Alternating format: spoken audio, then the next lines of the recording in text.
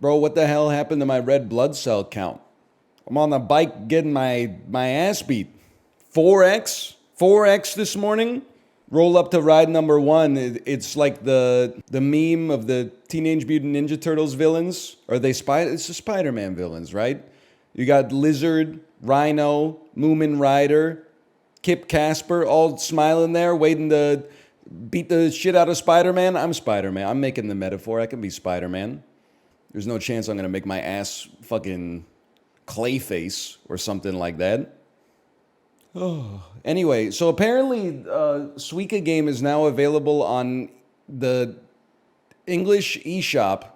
But what's very funny is I literally just went up to my wife's office and yoinked her Nintendo Switch where she bought the Japanese version.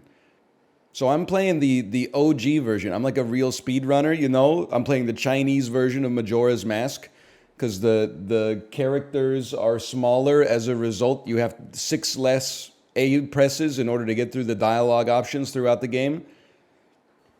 Are you serious? I don't know why. When you said, "Are you serious?" It's now available in the English eShop. I can only hear John McEnroe. Are you serious?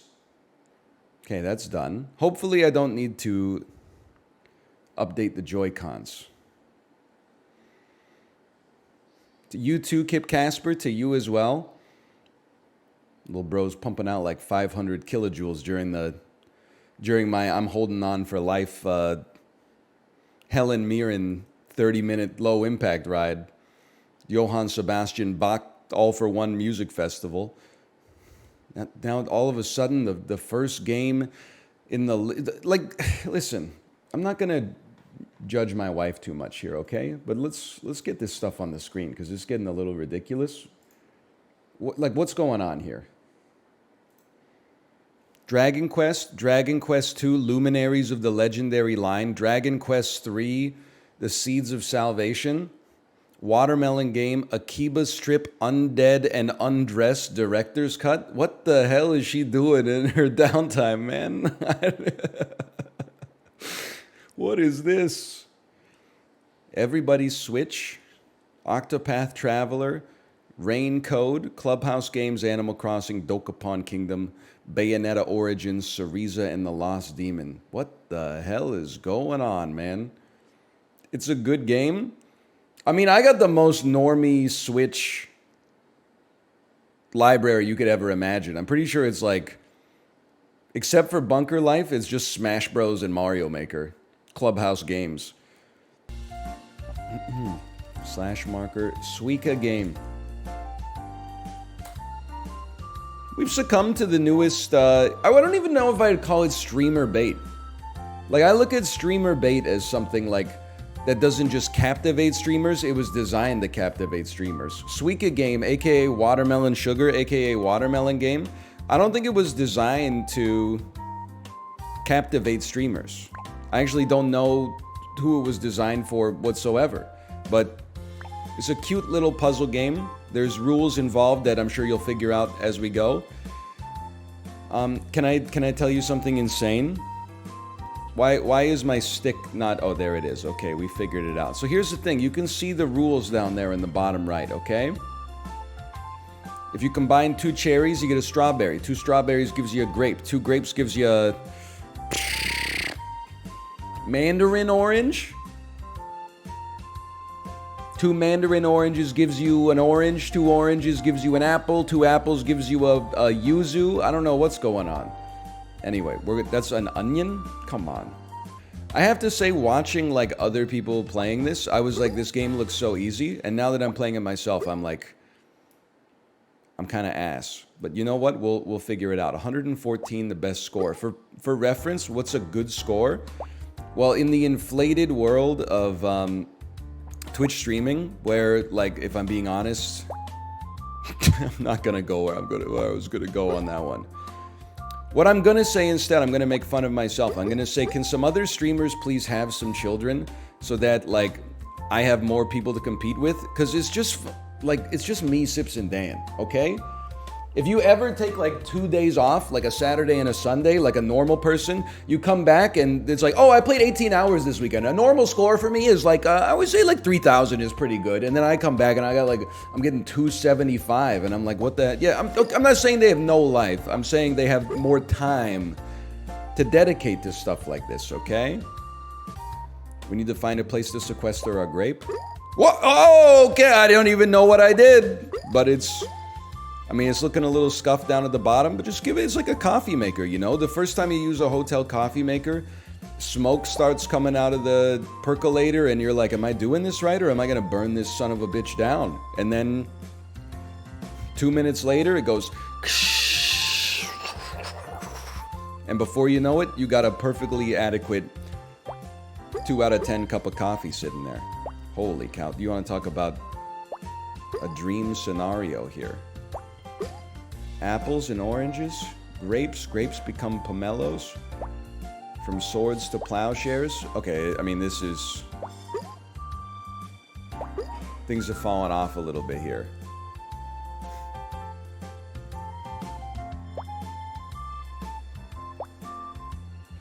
Or have they? Or have they? Just, bro, what is this grape doing? You Spider-Man from Spider-Man 2? You go here. Hang on. It's so easy to get ourselves out of this mess. You just got to squeeze the cherry.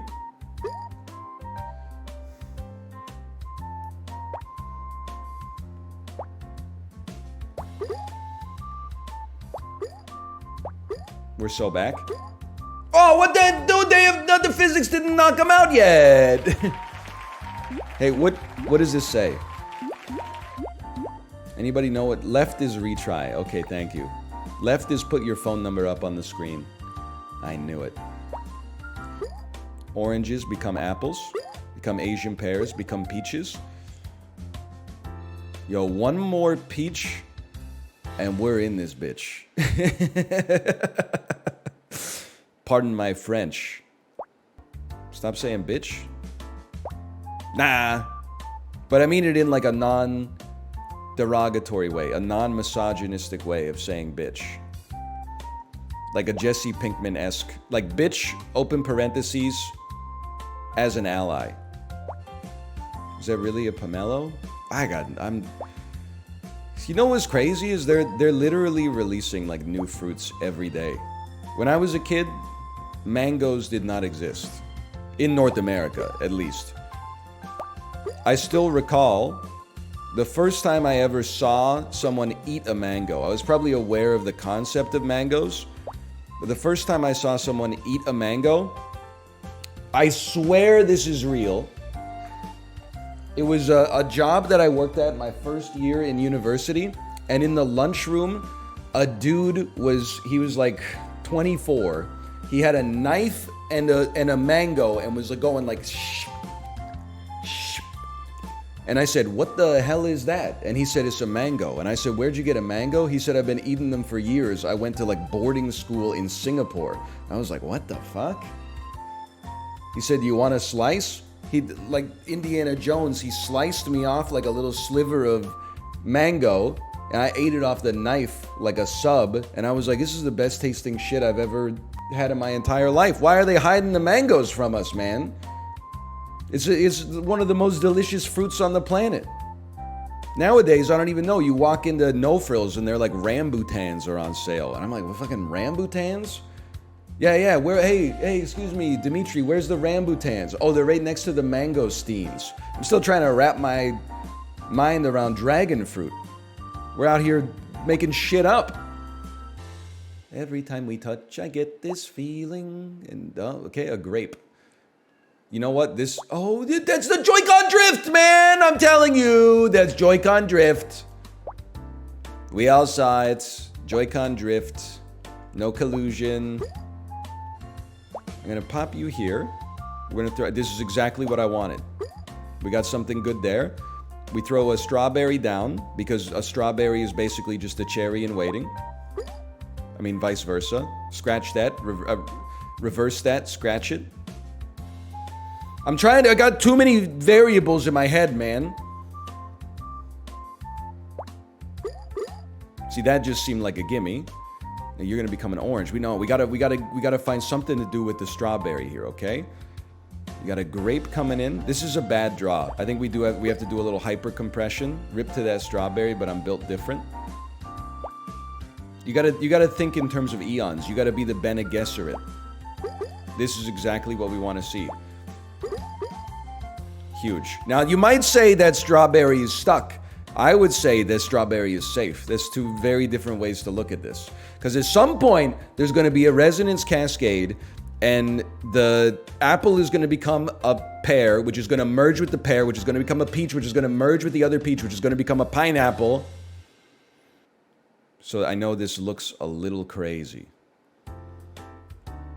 No, I have to use my brain. We need a grape for this one. The cherry is not going to land the way I need it to land.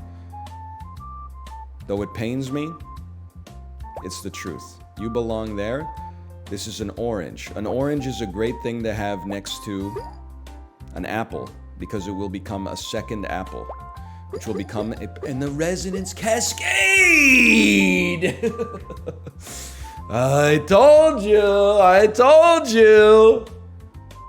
Start working on it. We gotta like slingshot your ass over to go pew and then hit the Asian pear. His RNG is insane. It's Isaac Newton, bitch. This is physics. People will watch like a kilogram of feathers fall at the same speed as a kilogram of steel and be like, whoa, fucking RNG, bro. You have the brain of a Middle Ages peasant toiling in the fields. You couldn't hold a candle to Galileo, Copernicus, Tycho Brahe, the penny arcade one, not the one who was so dumb he held in his urine so his bladder exploded. Didn't he marry a horse or something like that? Maybe I'm thinking of Caligula. Okay, buddy, just drop the fruit. What did Tycho Brahe do with the horse? He did something. He dragged with his horse. Okay, now, here's the thing. I thought he was crazy, but that seems kind of based. What am I going to do with this fucking orange, bro? I'm going to put it right here. This is, you worked through it. You work through it. Cherries become strawberries. I still can't get to your ass yet. I'm sorry.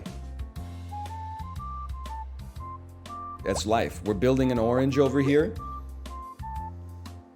We're building another orange. Just hold. This is a double tap situation. You're gonna become a grape. That's gonna be annoying. Unless now you become an apple, okay? And then you become an Asian pear, and then all we gotta do is slide your sweet ass over. And all of a sudden, it's not looking that bad anymore. We just need something to push these two pineapples together and we get to a melon. For the first time in forever. Now, ideally, I'd like nothing to fill the little gap between the apple and the pineapple here. That's what I'm thinking, at least. Unless, no, don't be stupid. Create a second Asian pear over here. Change the world!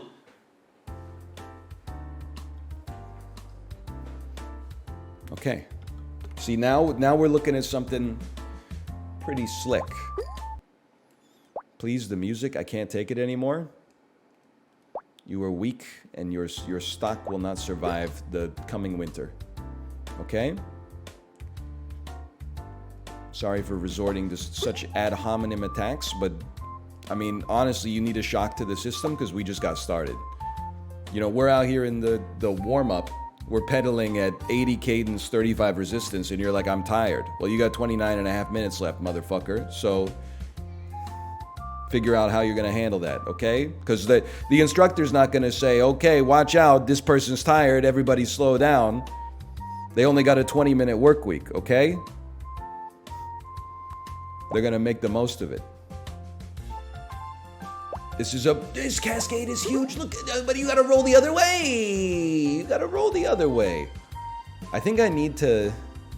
This is a tricky one. Hi, Tomo. I'm gonna go for a latent squeeze.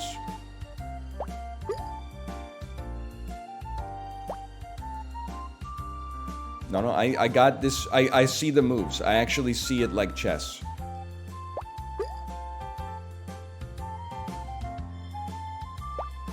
You're gonna squeeze. It's gonna take a second. We all saw it coming. That was risky, man. That could have screwed me.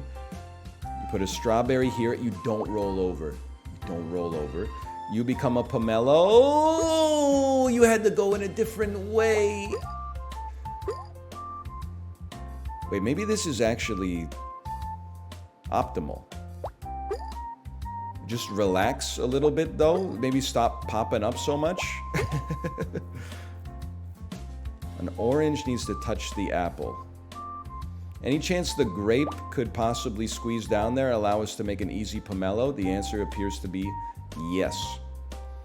We use the orange here. Can you see this input lag, bro? This pushes this over, which allows us to squeeze a cherry down right here, which allows us to create a resonance cascade that should not kill us. My word, the man's created a melon. Okay. It's the first time it's ever been done in society's history, right? Now we're halfway to an apple already.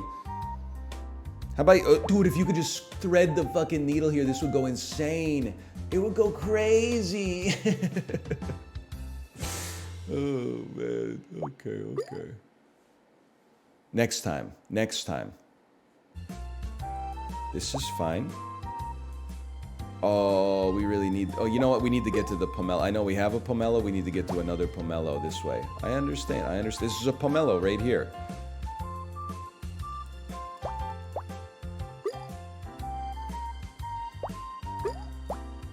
I'm upset. Go right here. It's gonna work, man. You just need to give it a minute.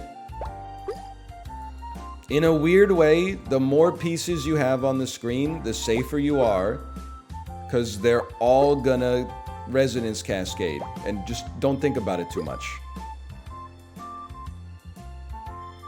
2 over there, 2 over. It's an odd number of pomelos. It's not where I want to be. 2 cherries makes a strawberry. We want to. You got 3. You're gonna have 2 pomelos on this side. You already got. Oh, they looped me. I told you that, like, it's not perfect, but the resonance cascade, you don't have to be that afraid. It's getting a little tight at the top. I don't think anyone would dispute that. It would be a great time to have a little bit more experience to guide me through this difficult situation. Because I don't see a lot of resonance cascades coming our way.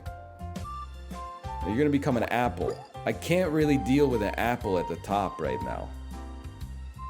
But if I put an orange here, we can't place a pomelo to turn it into an apple. So we got a problem. Any chance you roll? I had a feeling I was stuck there. That's okay. I'm saying this with no disrespect. How is this taken over Twitch and YouTube? It's a puzzle game where the runs are like 35 minutes long. Like, what's happening? Our industry is so washed, man. It's cute. I mean, there's... Apparently this is cute, but Super Auto Pets is a game for little kids. It's an emoji casino. That's the problem. It's got 70 animals in it. What it should have had is like 7 fruits. Is he trying to beat someone's score? I'm just a guy. I know everyone else. Honestly, I feel like YouTube has collectively fucked with the brains of the world population of this generation. I include my own age group in that. It's not just the, toddlers watching like, Mr. Beast or whatever.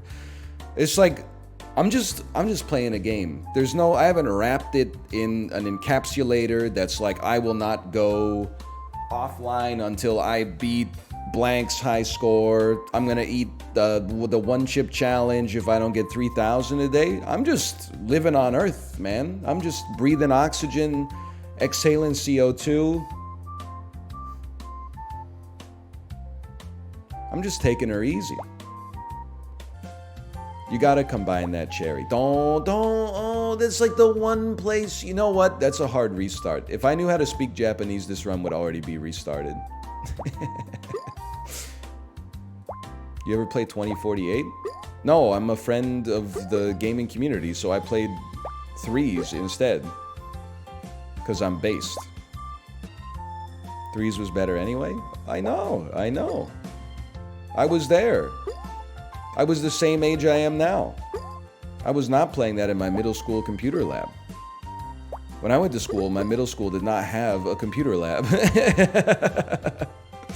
We had one crusty-ass sepia-toned desktop PC at the back of the classroom for like 35 kids, and you signed up for computer time. You got like 15 minutes a week to play Lemmings 2. You turn that fucker on. It took like 8. You could go to recess, come back. It'll finally make it to Windows 95. Shit boots up. It sounds like it's talking to you in Morse code. 58% of institutional investors who trade on behalf of banks and pension funds admit to having made an investment decision based on information from Reddit. That's a scary thought. It's scary, for one, that the average financial analyst is young enough to go on Reddit, I guess. And I know that you're like, Redditors are old. Yeah, but like financial advisors are like fucking antediluvian, okay?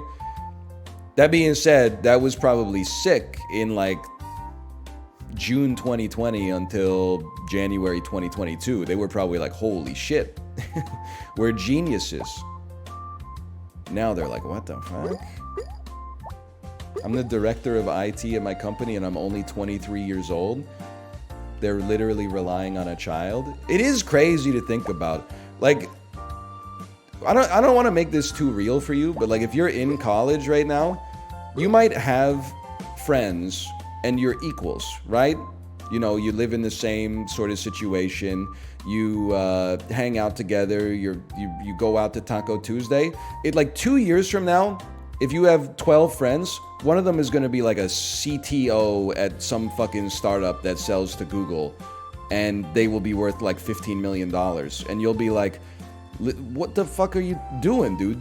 2 years ago, I saw you smoke a J out of like a old ginger ale bottle that we cut a hole out of. Now you're out here like making mogul moves? That shit happens fast after you graduate, man. 2 years ago you were rolling on Molly with me and now you're an orthodontist? See, I quoted it from chat. You can probably tell from the way that I talk that I've never rolled on Molly. I am cool enough to know that Molly is ecstasy, right? I don't know what it does. It makes you lick your lips a lot and your pupils get really dilated or something. It was MDMA. I thought... Shit's so confusing. Why are you gatekeeping your party drugs? Isn't MDMA methamphetamine? It's MDMA cut with other stuff. Guy who never really did drugs. I'm so glad I'm not doing drugs in this era, man. Yeah, forget MDMA. I'm more of a MOMA guy. The Museum of Modern Art. I'm also not really like that kind of guy either. I'm not really like any sort of guy. I'm just living my life out here. I'm just a guy. More of an EDM guy? Not really. I'm more of an IDM guy, which is cringe enough in its own right, but like you would not catch my ass listening to like, you know, Calvin Harris. You catch my ass listening to like, you know, Air or something like that. Backwoods Amish Jimmy Tamborello beats he cooked up on his damn LG chocolate smartphone circa 2006 or something like that. Emma Lovewell put Air in a ride, +2 to her. She did indeed put Air in a ride. La Femme d'Argent. I did that one because it was one of the 5 Peloton rides on the platform that had one good song in it. Emma might have the best music taste. I feel bad saying it because like I agree. My problem, and this is like very me, So I'm not saying that I'm right. I'm just saying that at least it's true to my character. When she does indie rides, I'm always expecting it to be like Pitchfork 1990 to 2010 core, but it's always like 9 songs that were in iPod commercials. It's always, you know, an honest mistake by the Bravery, and then like 3 songs from the Garden State soundtrack.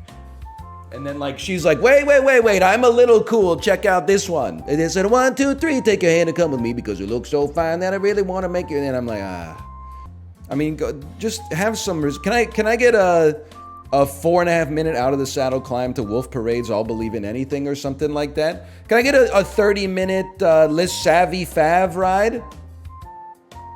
Can I get a 900-hour Swans ride or something like that? Can I get a 45-minute post-rock ride featuring Do Make Say Think or something? Like my stealth choice, and again, talk about like, you know, we're insular posting, but my stealth choice for best music on the Peloton is Hannah Corbin. Yes, half of the rides that she does are complete garbage music, in my opinion, but sometimes she plays good music, and one time she played the entirety of Dance Yourself Clean by LCD Sound System, and I said, oh snap, we got a real one here. I gotta give her some. It's like a 7.5 minute long song or something too. It's not like she was just like throwing on, you know. I feel like a lot of the Peloton instructors would be like, I need a shorter song. Let me get something like Drunk Girls or something. Like, it's not a horrible song necessarily, but we want to get a little bit. Let's get some like quiet, loud, quiet going on, you know. I really thought I was onto something there. All right, I got one more in me. Is this game sponsored by Costco? It does look like a Costco grocery cart by the time you finish. Actually, it doesn't. Fuck you. Costco grocery cart's way more organized than that because everything's packed in like it's factory sealed boxes. My wife bought some groceries yesterday and she said, it drives me crazy buying groceries at places that are not Hanam Supermarket because the prices are so high. And then, apropos, I did not prompt her for this, she said, or Costco. And I was like, let's go. She's suburban pilled. It took a while. I've come to respect what Hanam Supermarket can offer. Your ass is not buying 5 kilograms of gochugaru at Costco. Not in Canada anyway. I don't know what probably in the Daegu, South Korea, Costco, sure, you could probably make that happen, but she's come to respect what Costco could do. If it's just my wife and I, should I go to Costco? Probably not, unless you eat like a lot. Because that's where we bounced off of Costco the first time. We got a car, this is like almost 10 years ago. Boo! I walked to the dealership to buy it, just for the record. Anyway, now that we got a car back in the day, we were like, we could now make do with a Costco membership. Then we went to Costco once and we were like, this is amazing. And then it took us like a month and a half to eat through all the shit that we bought from Costco. And we're like, I don't even think it's saving us any money at that point. Like, do you know how bad you have to be at consuming things for a $60 Costco membership to not pay for itself in like 3 grocery trips? Once we had a kid though, and now that we're in a bigger place, it has changed the game remarkably. I shop at Costco for 2 people, it's fine. Here comes DL Guiga. Here's my impression of DL Guiga. You're wrong, actually. Actually, my experience differs. I'm sorry to voice reveal. I'm sorry to say it, but I still think about it all the time when someone in the Discord said, I'm thirsty, and then they typed DL Guiga voice. Did you know the air is 70% water? Oh, man. It's just, listen, people make fun of me all the time, too. It's just the way of the world. I'm still giving you the high fives as soon as you come into the ride. It's just banter. I don't have a leg to stand on the Peloton. I'm gonna get my ass beat. I don't know what I did. I'm telling you, my white blood cells. I guess I was sicker than I thought I was. But today I was cramping up in my legs on the bike. I oftentimes get like an under the right rib cage cramp, which I think is just like aerobically I'm pushing it too hard, so I have like a stitch in my side. This time I was getting out of the saddle, and like both of my quads, it was like I could feel like one of the violin strings was going like bring, bring, and I was like, I gotta sit down. I was eating like a motherfucker. I had 3 stroopwafels before I started. I had 3 stroopwafels an hour in. Then I had like a Hawaiian cookie bar after like 3 rides. I drank 3 scoops of BioSteel. This shit is like all potassium. No. The stroopwafels, I think they're 60 calories each. They're not real Dutch stroopwafels. It's a cultural appropriation, I'm sorry to say. How dare you appropriate my culture? Listen. I don't know, I was gonna say some fucked up shit. I was gonna say, like, we don't appropriate a lot of Dutch culture in North America, so if anything, you should be grateful that we're appropriating the stroopwafels, okay? But that's not true. We have Gouda cheese. We have Edam cheese. We probably listen to some Dutch music, if I had to guess. Dutch ovens, so true, of both kinds. Weed? Yeah, but I think, like, it's an example of, like, convergent evolution. Like, I think the Netherlands and British Columbia invented weed at the same time. That's my guess. Old Dutch potato chips? That's true, we do have a brand of potato chip called Old Dutch. Can I say something, by the way? I'm wary about criticizing or even observing anything about Hawaii, because it really does look like, oh, the settler went to Hawaii and all of a sudden he's got like a to-do list of things to change. But I'm gonna say it anyway, and I can't stop you from having a crazy reaction to it if you want to. Hawaii, the food is delicious. Do you ever think about toning it down just a little bit? Just a little bit? It's like every food is like the worst thing for your body ever. I thought I got muted there. It's like, hey, here's some Hawaiian bread. What are the ingredients? Sugar, flour, water. Now, you list them in order of weight. That's crazy. You got more sugar in the bread than water? Wait, than flour? Poke's good? That is damn true. I mean, sweet potatoes. I was having a great time with the sweet potatoes. I was having a great time with the taro. I was not having listen, it's, again, I'm just one guy, okay? This is just one man's opinion. The Joy-Con stopped working, by the way. That might be the end of our life here. The Joy-Con is turned off. It is now back on. Have I been talking that long? Trying to think of what. Oh, why does every meal come with macaroni salad? You don't need macaroni salad with every single meal. I mean, I get it, but like is relatively tasty. But just relax on the mac salad a little bit. The Hawaiian Sun juices are literally like just pure sugar. Shaved ice was crazy to me. Now I had some and it was fantastic. Don't get me wrong. It was literally I was almost too grossed out to eat it at first. Because, like, I'll eat ice cream, no problem. It's tasty. Plus, you ever see that study that was, like, people who eat ice cream are thinner and nobody knows why? But shaved ice, literally, it's just, they go under an ice machine and turn ice into slush. And you're like, okay, that looks pretty good. And then they take, like, 3 bottles of syrup and just go...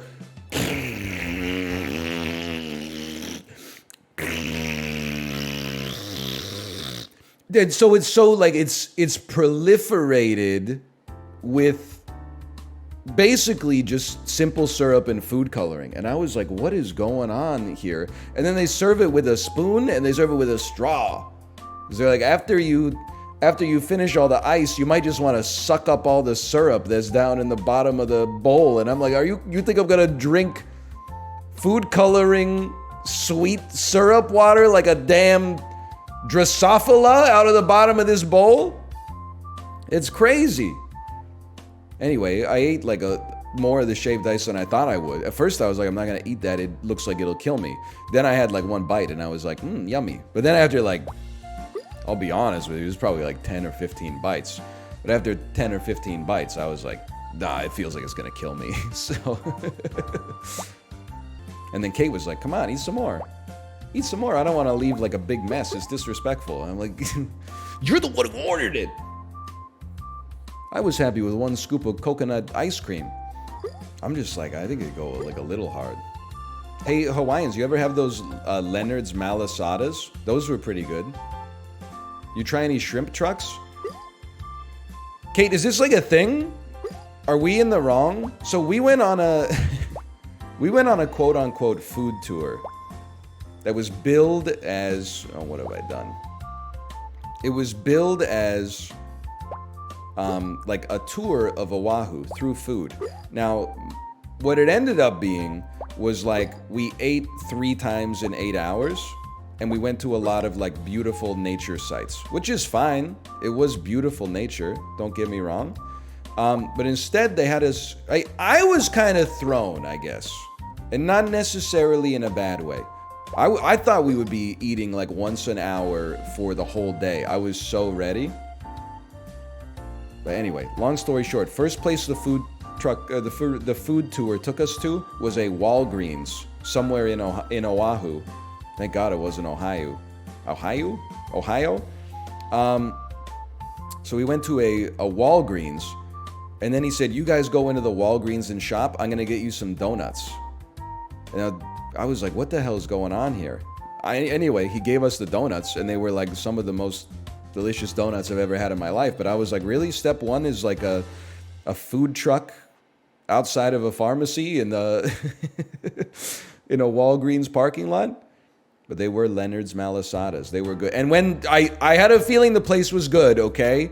Because when we got there were like 3 people in line.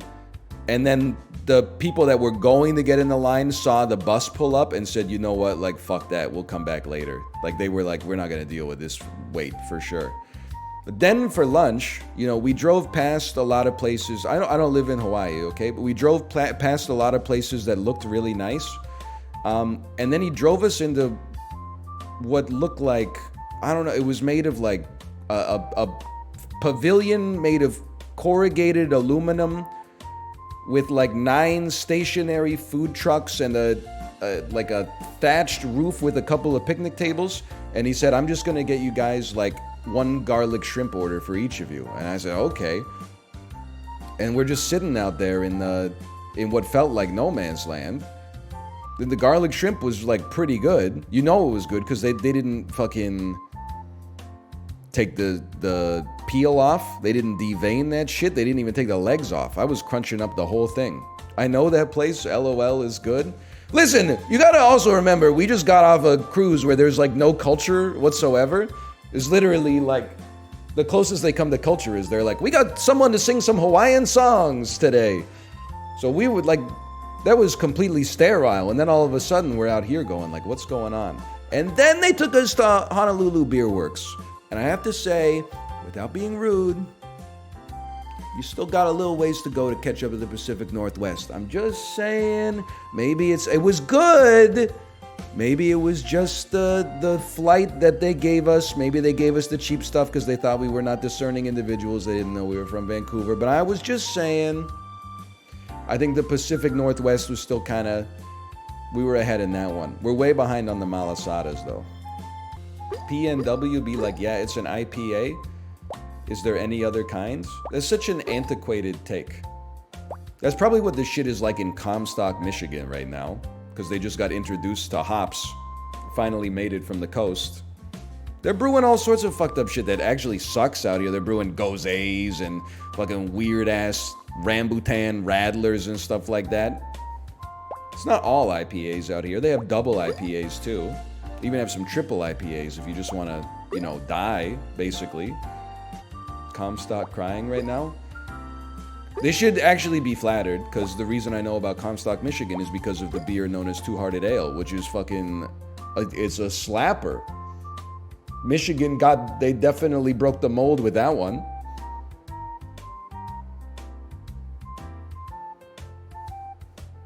Oberon clears. Listen, we're not talking about Game of Thrones anymore, okay?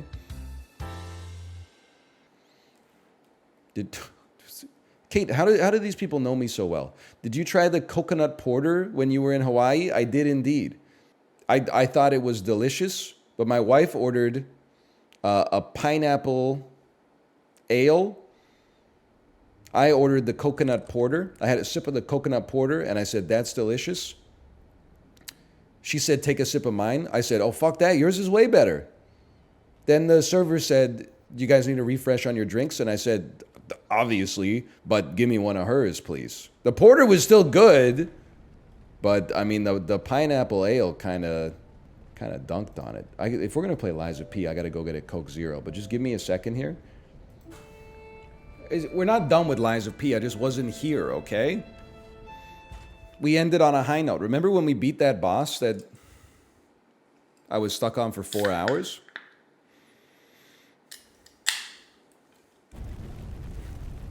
First, Talia said, is Lies of P dead? For 2 days. Whining in the Discord. When is Lies of P coming back? First comment, did you buy a new controller on your $40,000 vacation? Just a dyed-in-the-wool hater has been watching the stream for like 10 years. No, I didn't buy a PlayStation 5 controller on my vacation. Why would I just run it through your head for a second? Take it to Occam's Razor. Why would I buy a controller in Hawaii? Shit's like expensive there. Shit's expensive here too, but at least, you know, I live here. I don't have to carry it back in my suitcase. Saw them for sale in the duty free? No, they only sell useless stuff in the duty free, okay? Alcohol and perfume. Watches. People really out. Do you know on the Disney cruise ship, they have a diamond store? They were trying to sell Kate hard on like a diamond ring, and I was like, you're barking up the wrong tree. You know she's 31 years old, right? She's not 131 years old. What is a borderline Zoomer gonna do with a fucking diamond ring? She already has an engagement ring and a wedding ring. And that lady, I swear to you, she dropped a line on Kate that was so audacious that I had to begrudgingly admire it. She said, see, you've got your engagement ring and you've got your wedding ring. Those are called your petty rings or something like that. And I was like, uh-huh. And then she was like, to round out your, first off, as an insult, but secondly, to round out your diamond essentials, all you need is one more diamond ring, a diamond necklace, and a diamond bracelet. And I said, what the hell? Literally, we were just walking by the store, and all of a sudden, she's like, can I put you down for 3 pieces of diamond jewelry? And I'm like, nobody outside of the diamond industry has ever heard of these rules. You need to get like there's a set bonus that comes from having 5 pieces of diamond merchandise. Then she was like, by the way, this ring's only $700, but starting in 2 days when we're officially in Hawaiian waters, we have to raise the price by 20% because of local laws. And I was like, lady, you need to get a clue. No disrespect, but whether that you could take that down to $10, and I'm like, I got no use for a diamond ring. It just doesn't make sense. This is like when you meet a middle-aged Midwesterner in the hotel elevator. You're like, hey. You expect them to say hey back. They're like, they stick out their hand. How's it going, brother? Hey, just so you know, I'm a Vietnam vet, so I'm a little hard of hearing in this year. Why don't you check this out? It rolls up pant leg. Check that out. I took a little slip yesterday on my hike. That's why you got to be careful on vacation. They took me down to the hospital. Not what I saw headed for me in Hawaii. But anyway, we're having a good time. All right, y'all take care now. I'm like, what the hell? What do they put in the water in Michigan, man? It's crazy. I'm glad you're safe. I was so scared I would lose my... Seems like an impractical hat to wear in the rain. Right? Like, doesn't he end up with a little soup bowl? Fortunately, you didn't need my help. I'm so proud that I got to see my son defeat the king. Hopefully the lesser puppets will... I thought he was going to be like, took you long enough. Now that the king is dead, the puppets have no leader, no direction. But the curse of the Pinocchio really put Geppetto on the map. So true. It's tough, but I know Geppetto was where we nothing should before go now. Pinocchio came along. The grand exhibition. Did you see 48 Oyster Lady? Thank you for reminding me. I did indeed see a lady who didn't want to go on a date with a guy, but she went on the date anyway, just so she could eat 48 oysters. Yeah, so today I linked with this nigga I met a few weeks ago out with my friends. This nigga been texting me for weeks talking to himself. Why I didn't block him, bitch, I don't know. But today I was bored and I had time, so he texted me like, can we meet for drinks? And I'm like, yeah, meet me here. They got the best fucking oysters in Atlanta, like, hands down. So I'm like, yes, I can get some content, come on. It's so good.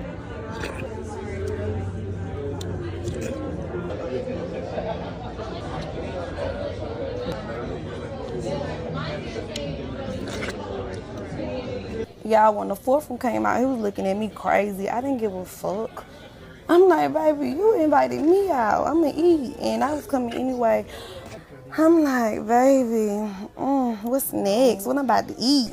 These potatoes, they were so good. And the crab cakes, everything was so good. 10, baby. Why the fuck this bitch ass nigga say he going to the bathroom and never come back? The fuck? I'm like, hold the fuck on. It's been like 10, 20, 30 minutes, bitch. What the fuck this nigga at? Had to end up grabbing a tab, bitch. Nigga left me with his little one fucking drink. Yeah, bitch. I'm so glad bitch keep me some money, cause what? That was crazy to me. And I said, bitch, you running out on the tab. He talking about, I'm offering you to drink. The fuck are you talking about? I mean, I'm not gonna say anything that hasn't already been said. 48 oysters is an absolutely gargantuan accomplishment. Like, it's a number of oysters that, quite frankly, boggles the mind. Like, I think in the video, it really didn't censor her slurp sounds at all. She was just going 4 dozen oysters is crazy. I think, to be honest with you, before we found out that Kate is allergic to oysters, we used to get them, you know, a couple times a year. And splitting a dozen oysters between the two of us would probably be like a little, that would be enough. It certainly would not be at the point where we'd be getting more. Splitting a half dozen is probably like more realistic. But it's not that I couldn't eat more, I guess. It's just I was kind of like, I could eat more of something that's not an oyster. I could eat 24 oysters easily. I mean, I don't mind oysters. If I was like on Fear Factor or something and they were like, you gotta eat oysters, I'd be like, that 50,000 is mine. My girlfriend always gets like 36 oysters. I don't know. There's no way your girlfriend is only 12 oysters away from that viral TikTok. 36 oysters is too much. I mean, I could eat 36 probably, but I think that was bait. If it's not bait, I apologize, because it probably stings to hear, but... Once my friend had me try his oysters, I said I liked it, and then he ordered me 8 more immediately. It was gross. It is one of those things, like, I like oysters, but I don't really want to eat, like, more than, like, 4 of them. Like, by the last 2.5 dozen, I am kind of like, oh, there's still 2 oysters left, huh? More than once I have eaten 36 $1 oysters. Man, that's crazy to me. Are you guys eating the shell, or are you scraping it out? Are you peeling those? What do you like to put on them? I'll do whatever, man. I'll take them au natural. I'll take a little oyster Rockefeller. I'll take a little Tabasco. I'll take a little, like, sometimes they put, like chopped up green onions or chives on top of them, red onions, stuff like that. I'll do whatever. Basically anything with some flavor that enhances / masks the saltiness of eating an entire bivalve whole. You have one of my favorite clips ever that I've ever seen on Twitch. Okay, here we go. Which one is it? So is it me accidentally spraying a hate symbol in the gulag and then trying to spray over it, but then the sprays stop working? And then I run away shaking my head? Or is it the one where I get incredibly, embarrassingly scared by a Minecraft silverfish? I don't have any more bone meal. Exactly. It's all gone now.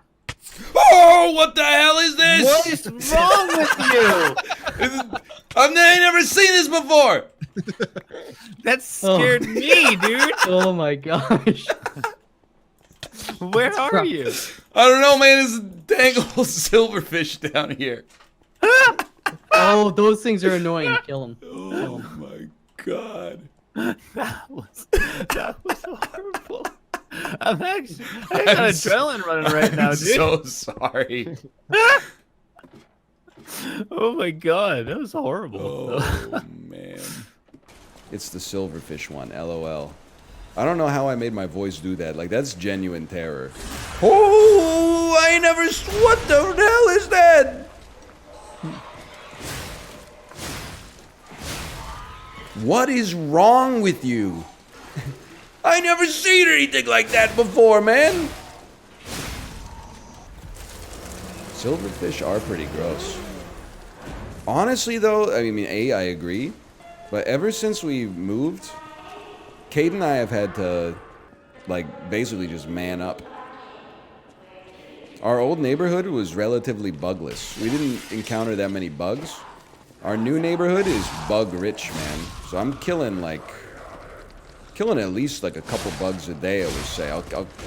Sometimes you get a little silverfish coming out of your shower drain or something like that. Sometimes, you know, fruit flies in the compost bin, regular flies. I don't even know. You can't get rid of them. They're like, they're in the ether, you know? They just spawn out of the loam.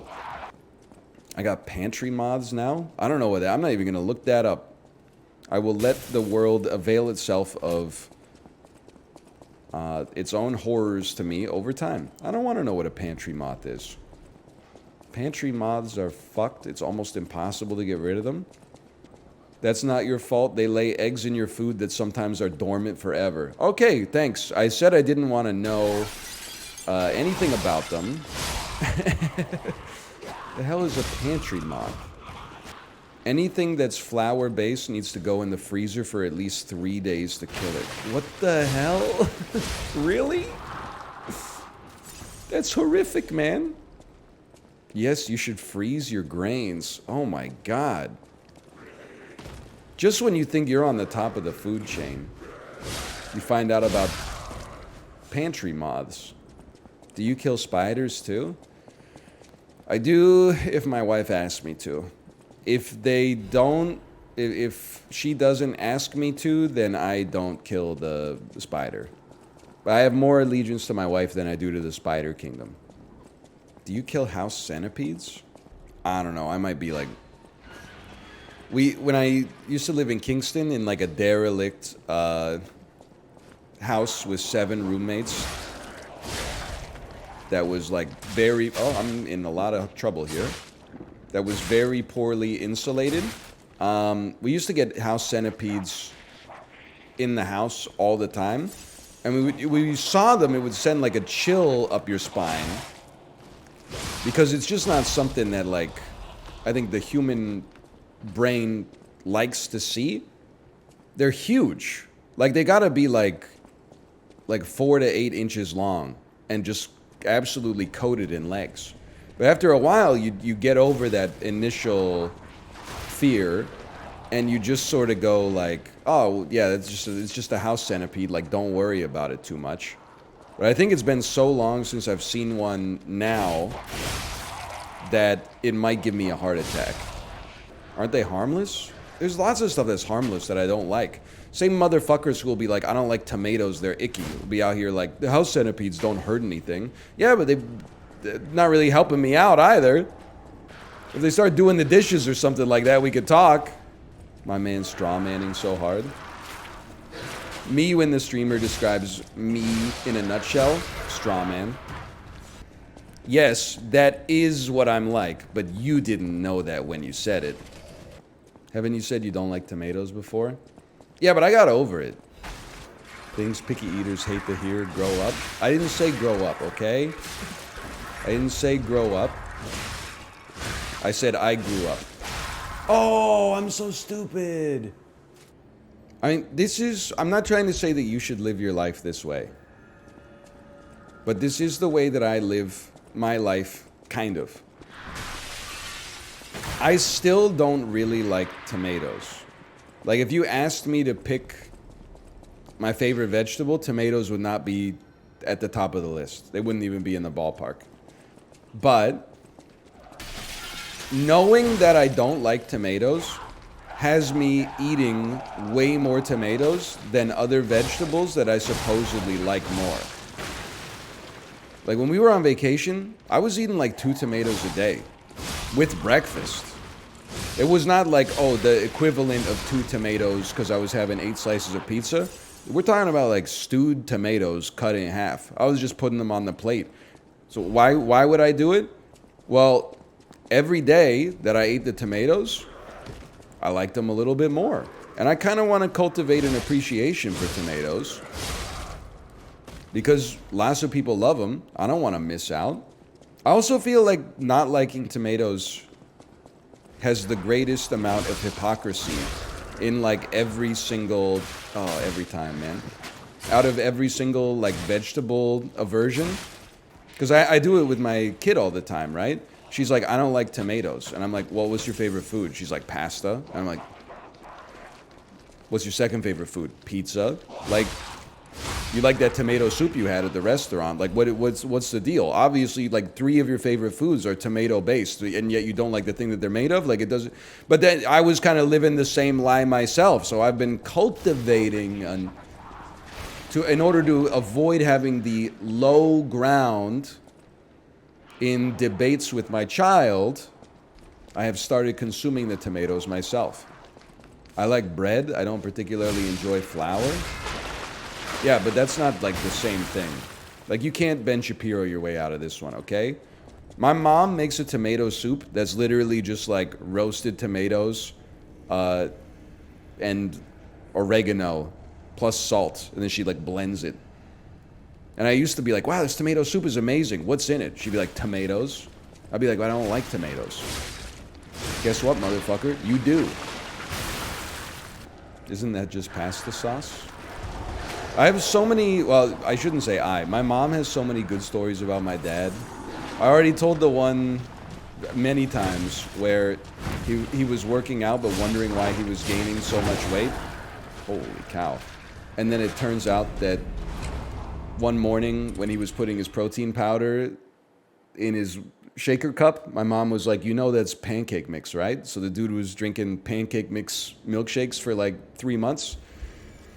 But then one time when my mom was here, she was staying with us for a while to spend more time with her granddaughter while my dad was at home by himself. They got married pretty young, too. They were like, I'm pretty sure my dad basically went from living in like his mom's house to like living with my mom with no space in between where he lived on his own. So he comes by it honestly, you know. He hasn't had to cultivate these skills, but he sent my mom a picture of him eating a bowl of like, well, here's what the text message said. Eating my baby's amazing chili or something like that. And then my mom looked at it and said, you know that's not chili, right? That's pasta sauce. She's a big food prepper. She makes bulk orders of like pasta sauce and stuff like that. So the dude was literally just eating like a big old bowl of spaghetti sauce, which I guess is not that different from chili, but is different enough to be remarkable at least. He was enjoying it. He even sent her a text message that said, "Yum, this chili is great." You know what would really go hard with it is like if you could just put some rotini in this. I guess we've done this myriad times, so I apologize to the librarian. I think for me, there's foods I don't enjoy the taste of, and then there's foods that I think I don't like because I decided at like age 9 that I don't like them. So tomatoes, I've come to realize, I think are a food that I think I don't like because I always thought I didn't like them as a kid. And now when I eat them as an adult, I'm like, wait a minute, these are pretty tasty, but then I like always forget if I don't eat them again like 3 months, within the next 3 months. The food I actually don't like is most mushrooms. I still eat them, but like while I'm eating a tomato, I'm like, this is tasty. While I'm eating most mushrooms, I'm like, this is kind of weird. What about on a pizza? I know that I don't like mushrooms from the heart. Like that's genuine. Because I also don't like them on a pizza. Truffles? See, now I like I like truffle infused stuff. I don't know how often I've ever had real truffles. I don't know. Probably pretty rarely. Okay, you know what? But then I'm also like, I said I don't like mushrooms. But one day when we were in Hawaii, I looked at a menu that had New York strip steak, had filet mignon, had the huli chicken, had like a sea bass on it or something like that. And I said, you know what? Give me the chicken and mushroom pasta. And I ate the mushrooms. But I did eat them last. Did you end up enjoying it? The chicken and the pasta were really good. The mushrooms were mushrooms. One of these days I'm gonna figure it out. One of these days, I'm going to figure out how to enjoy mushrooms. I keep trying them.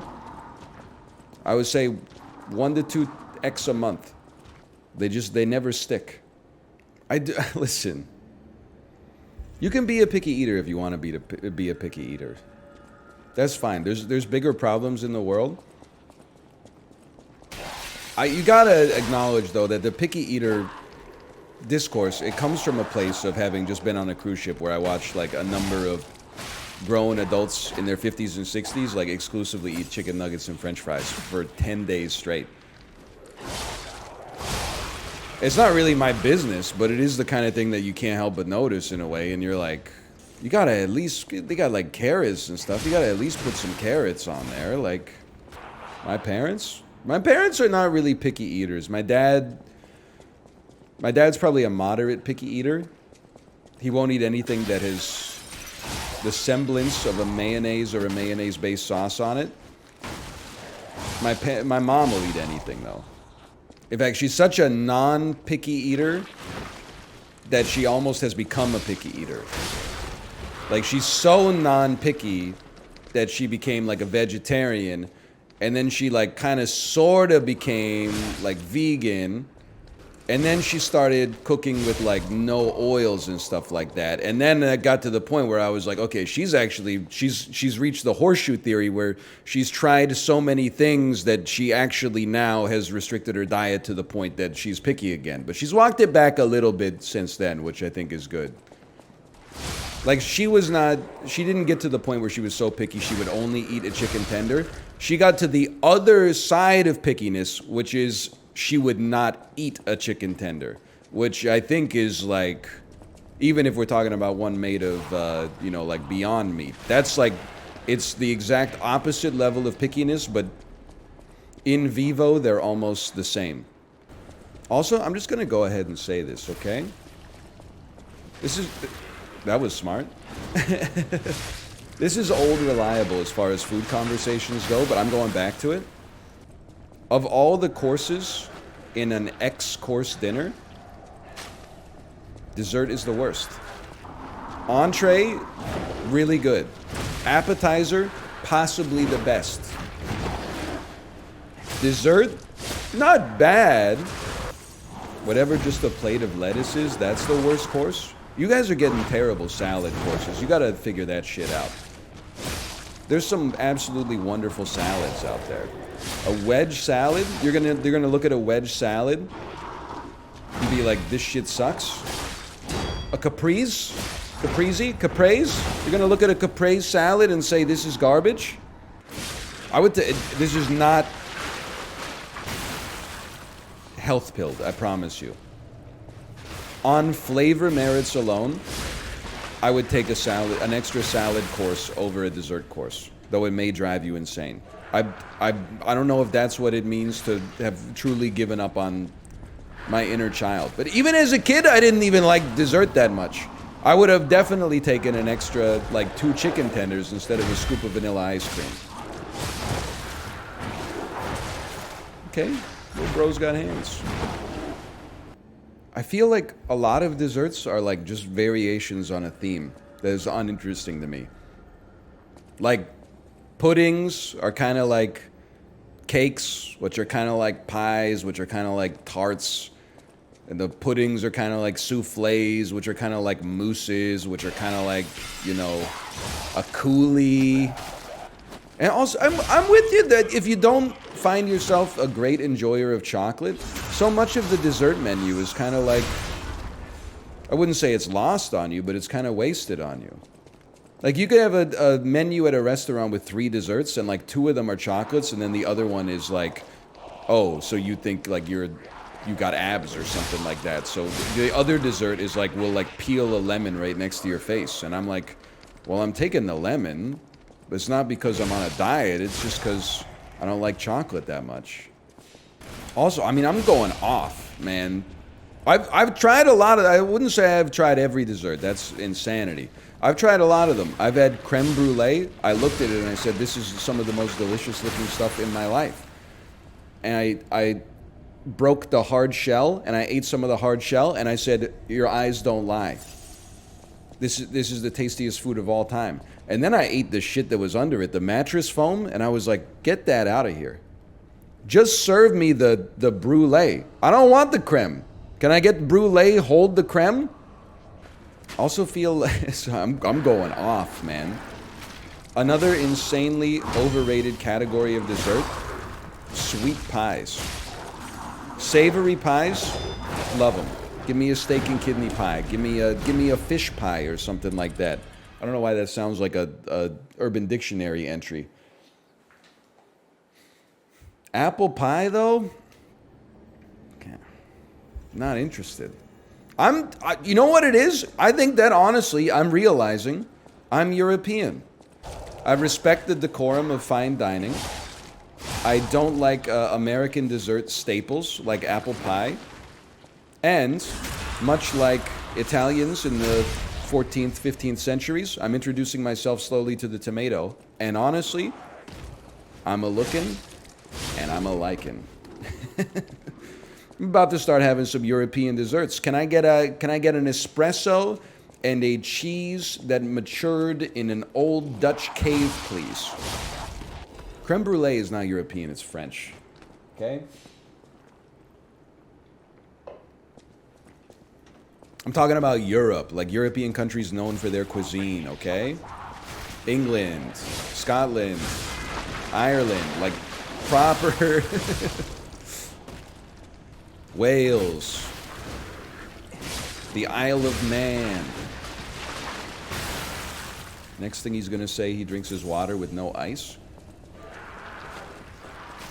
I'm an iceless lad most of the time.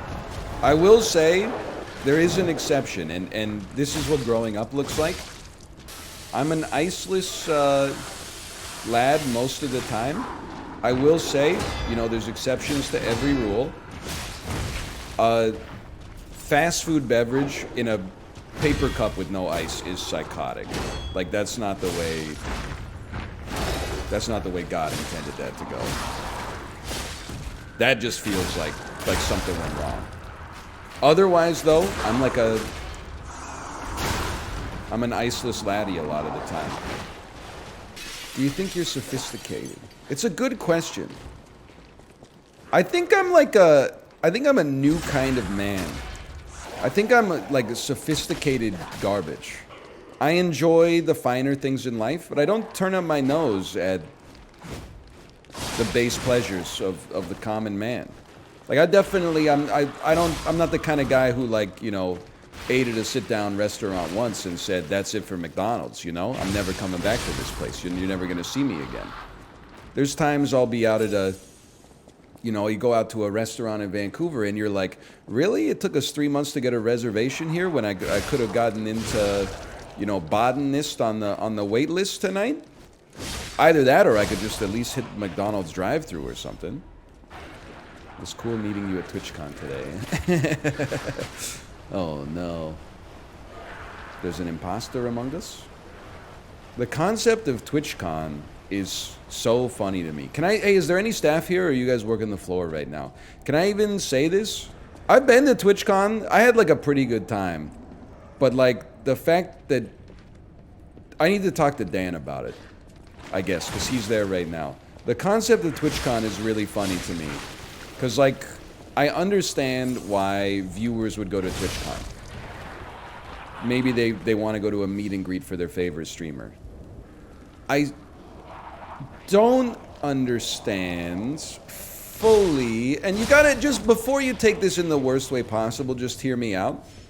I don't understand why a streamer would pay their own money to go to TwitchCon unless like they were doing some business there or like filming the content. Because like I went to TwitchCon, I don't know, COVID fucked with my perception of time as it did for everybody, but like 4 or 5 years ago, Twitch comped the hotel. I don't think they comped the flight, but we said, if you're gonna comp the hotel, then sure, we'll pay for the flight and we'll go. That's enough to like, you met us in the middle. And then, you know, I did my meet and greet. I had fun, but I was like, I'm not gonna pay, you know, like, between a flight for myself and my wife, a hotel room for the weekend in like a big American city, I'm not gonna pay $3,000 to like, you know, to work. It's a terrible deal. I'd rather pay nothing to fucking be off, I guess. And I don't know, like, different people are into different things. What do I know? I've only been in the business for 12 years, but I don't know. I just don't know if I buy the networking side of it. Like, I think it's such a boomer way to think about things. It's like when my mom told me when I got started on YouTube, she's like, you should print your YouTube URL on some t-shirts. Then when you wear them outside, it's like free advertising. Yeah, it's like, just ask yourself, you ever heard someone be like, hey, how'd you find the YouTube channel? I saw this dude walking around Kingston, Ontario with a YouTube URL on his shirt, and it's history ever since, right? Like I think networking at a conference makes sense because your company pays for you to go, and they probably got, you know, they got a budget set aside for it. But as like just a person, it seems kind of crazy to me.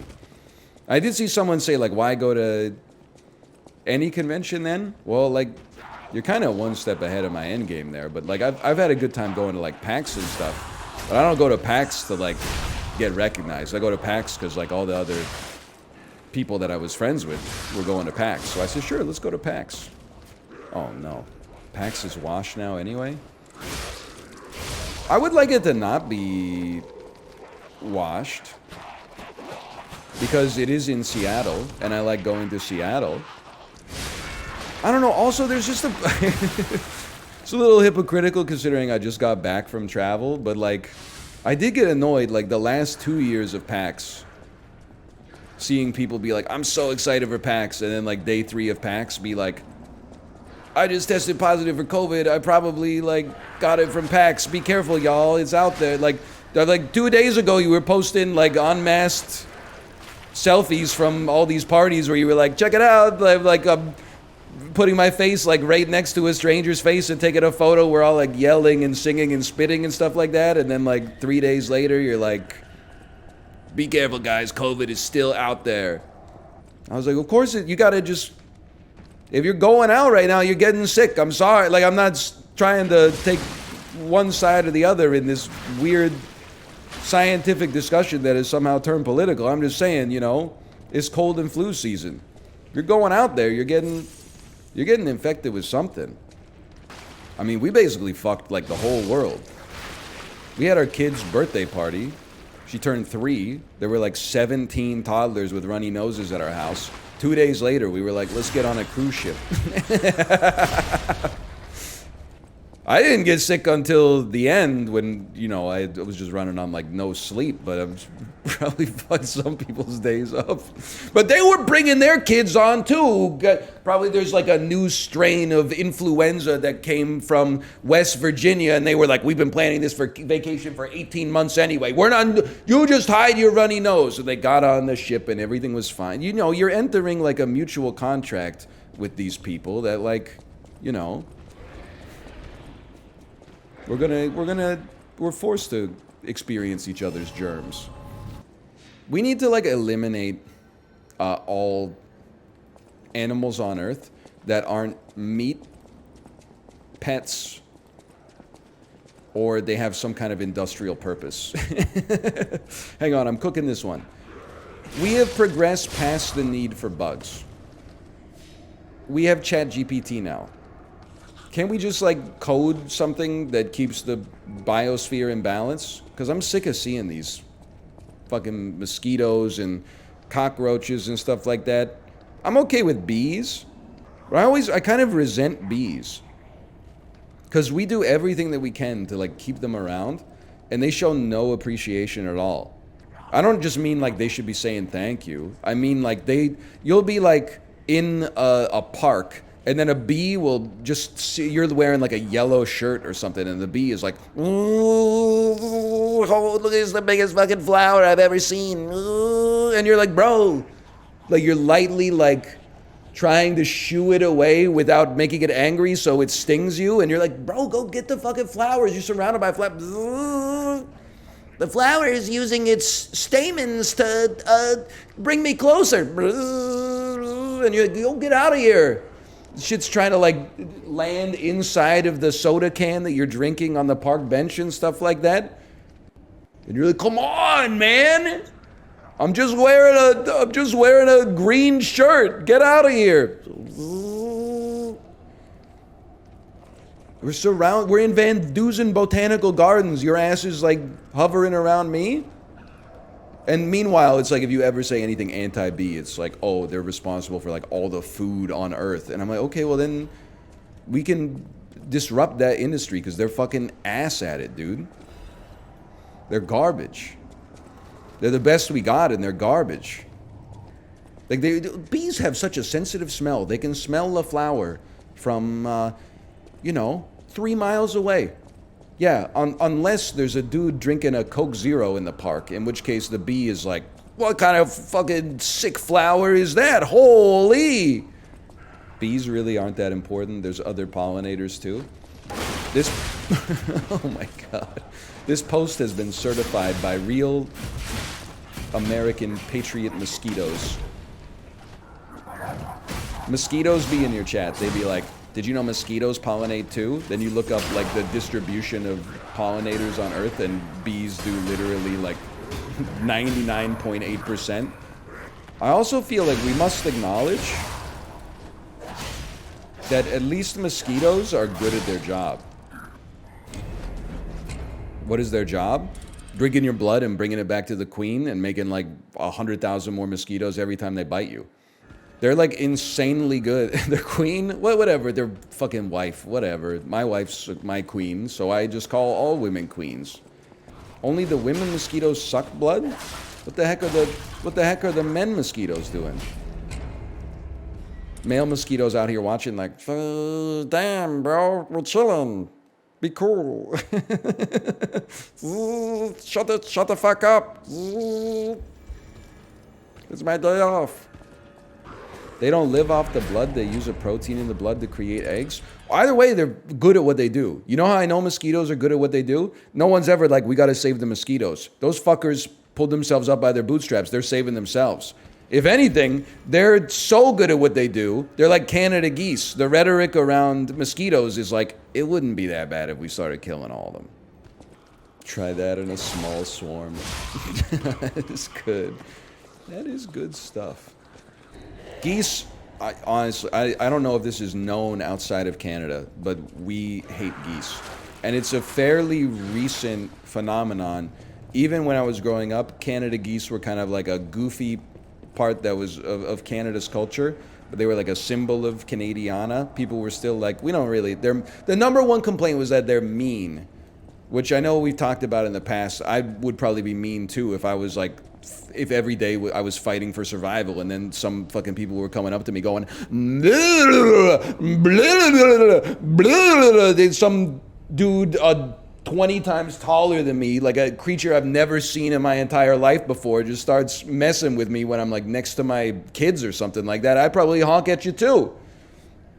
But the reason people hate him now is because they shit everywhere, and the shit is like so toxic that it's rendering our fresh water supply, I mean, like, it's not the drinking water, but you can't swim in it anymore, which is like, it would be nice.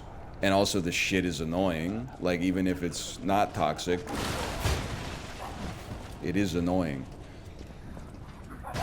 I'm kind of like pro the goose cull, honestly. I haven't really looked into it that much, but I am joining the side of the war on Canada geese on the side of humanity. I'm sorry, I'm not. It's not because they're mean, though. You got me.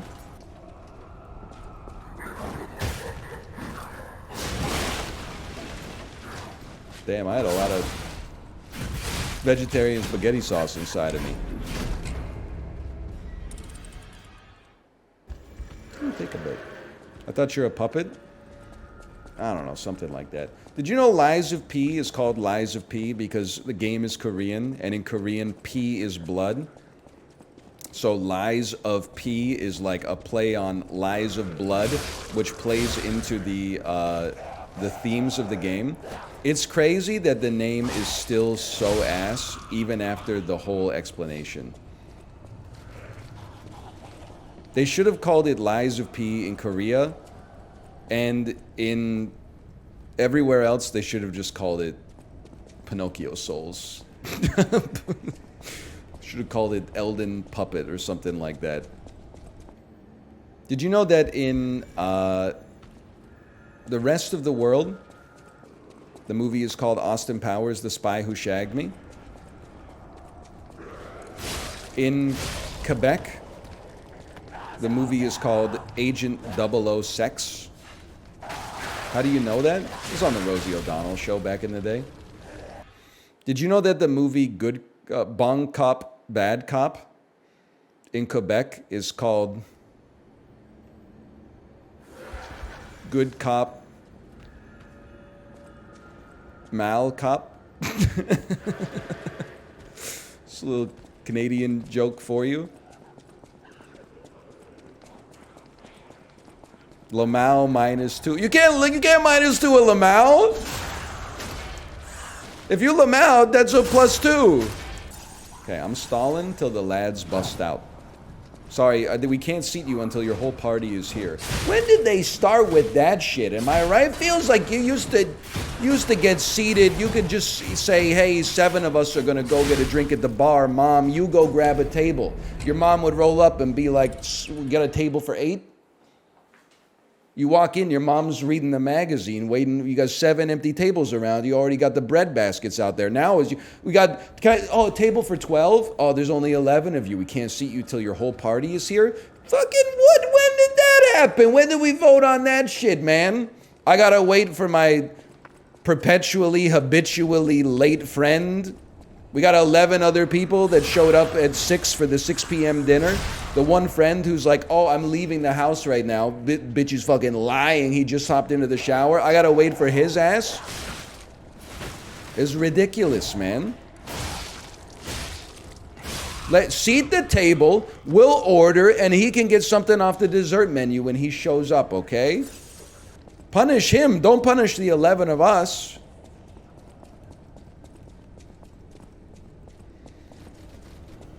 You don't hang out with friends? Yeah, but if I did, you'd be the late one? Yeah, but I have kids. So it's different when I do it. I mean, that's true. There's a good point. Why would you ever dine with 12 people anyway? Would you like being a part of 7 conversations at once? Optimum number of people to dine with? I would say table for 6 is where you hit diminishing returns for 6, or for sure. Help me. I mean, like 4 is fine. 2, sometimes you run out of stuff to say, don't get me wrong. Can you relax? There's bigger fish to fry here. You need the odd-numbered wheel? It's kind of hard to be the odd-numbered wheel, though. It's a lot of pressure, because sometimes the 2 people next to you will be having a conversation, and the 2 people on the other side of you will be having a conversation, and you're not really a part of either of them, but you got to choose, like, which one is, like, more interesting. That's a lot, because you're kind of, like, basically saying, I would rather spend time with these people than those people. Like, I don't want to do that. We're all friends here. Oh, usually, it's if you got a table of 8, probably one guy is just sort of, like, there out of inertia, but most of us are friends here. You know the guy. It's probably the guy at the table that's like, yo, did you guys see NL's stream yesterday? I couldn't believe it. He played Suika Game. My friend had a baby and I sent him an NL clip because I had no advice. That's fair. I can't wait. DL Guiga, you're having a kid, right? I need you to chill out on the bike. I'm pretty excited for you to have your kid. Your output's going to get fucked up for like 6 months. You might be able to piece it together a little faster than that, but honestly, 6 months might be optimistic. I mean, you got bigger fish to fry, don't get me wrong, but... I got a 15-month-old. I love him, but he's very exhausting. That's where I'm at, too. Like, don't get me wrong. Like, I would do anything for my daughter. But then I got to think, like, if she asked me to kill somebody, would I do it? Well, no, unless that person did something, and then maybe, I don't know. I'd have to ask Liam Neeson. Within reason, I would do anything for my child. That being said, I'm just like, this is my happy place right now, where it's I got like another few hours before I pick up my daughter from daycare, and then we start like a 5-hour playtime, which is just like her pulling out like a Mickey Mouse, a Minnie Mouse, and a Donald Duck, and then her going, you be Mickey, I'll be Minnie. And I say, okay, that's great. How are you doing, Minnie? And she says, I'm doing great, Mickey, how are you? And then she says, you be Donald. And then I say, but I'm already Mickey. And she says, yeah, you be Mickey and Donald. And I'm like, hi, Minnie. And she goes, hi, Mickey. And then I go, don't forget about me, quack, quack. And then she goes, you be Mickey, Minnie, and Donald. And I'm like, what the hell are you going to do? My ass is out here improvising like for hours on end in a voice that hurts my throat. 3 different voices that hurt my throat. And you're out there in like your toy kitchen, like cooking up some microplastics. Like, I don't understand. I'm like, you gotta be Minnie. And she's like, I don't want to be Minnie anymore. And I'm like, well, I'm not gonna be Mickey and Donald if you're not gonna be Minnie. I can't wait till she's like, I got pissed off by it, not at her. I saw a video on r/chess that was like teaching my 2-year-old how to play chess. And the 2-year-old, quote unquote, was fucking like 3'8", and they were picking up the pieces and actually making legal moves with them, like putting them in the center of the board. And then people were like, wow, you got a really smart 2-year-old. And the OP was like, yeah, I know, we're very blessed. I'm like, this motherfucker is like 7. You guys have not seen a toddler in 100 years. I got a 3-year-old who is very smart. If I try to teach her how to play chess, she's literally just gonna knock all the pieces off the board. And then I'm gonna like be like, don't do that, and then she's gonna laugh and she's gonna do it again. Like, this is not the time yet. You gotta wait till she's like half 3 to put it in the British parlance of our times. Working at daycare with 5-year-olds, they still have a hard time with the rules of Connect 4. I'm gonna say one thing, I'm gonna say skill difference, but I think that is fair. Like, it takes a long time for kids to not be like really dumb.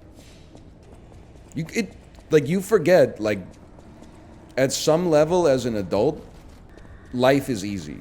Like, the misery and the malaise and stuff like that is not necessarily easy, and the tragedy, but like opening the fridge and like getting a glass of water is easy. Or like if someone is like, here's a board game and all you do is roll the dice and then move, you're like, oh, I rolled a 6, how many spaces do I move? You know what I mean?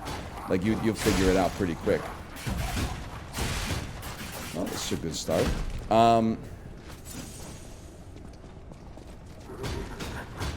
Yeah, it's easy until you're 80. Well, you should not have brought Twilight Imperium to the senior center, okay? It is fucked up to think that your brain is like an organ and not like, you? Does that make sense?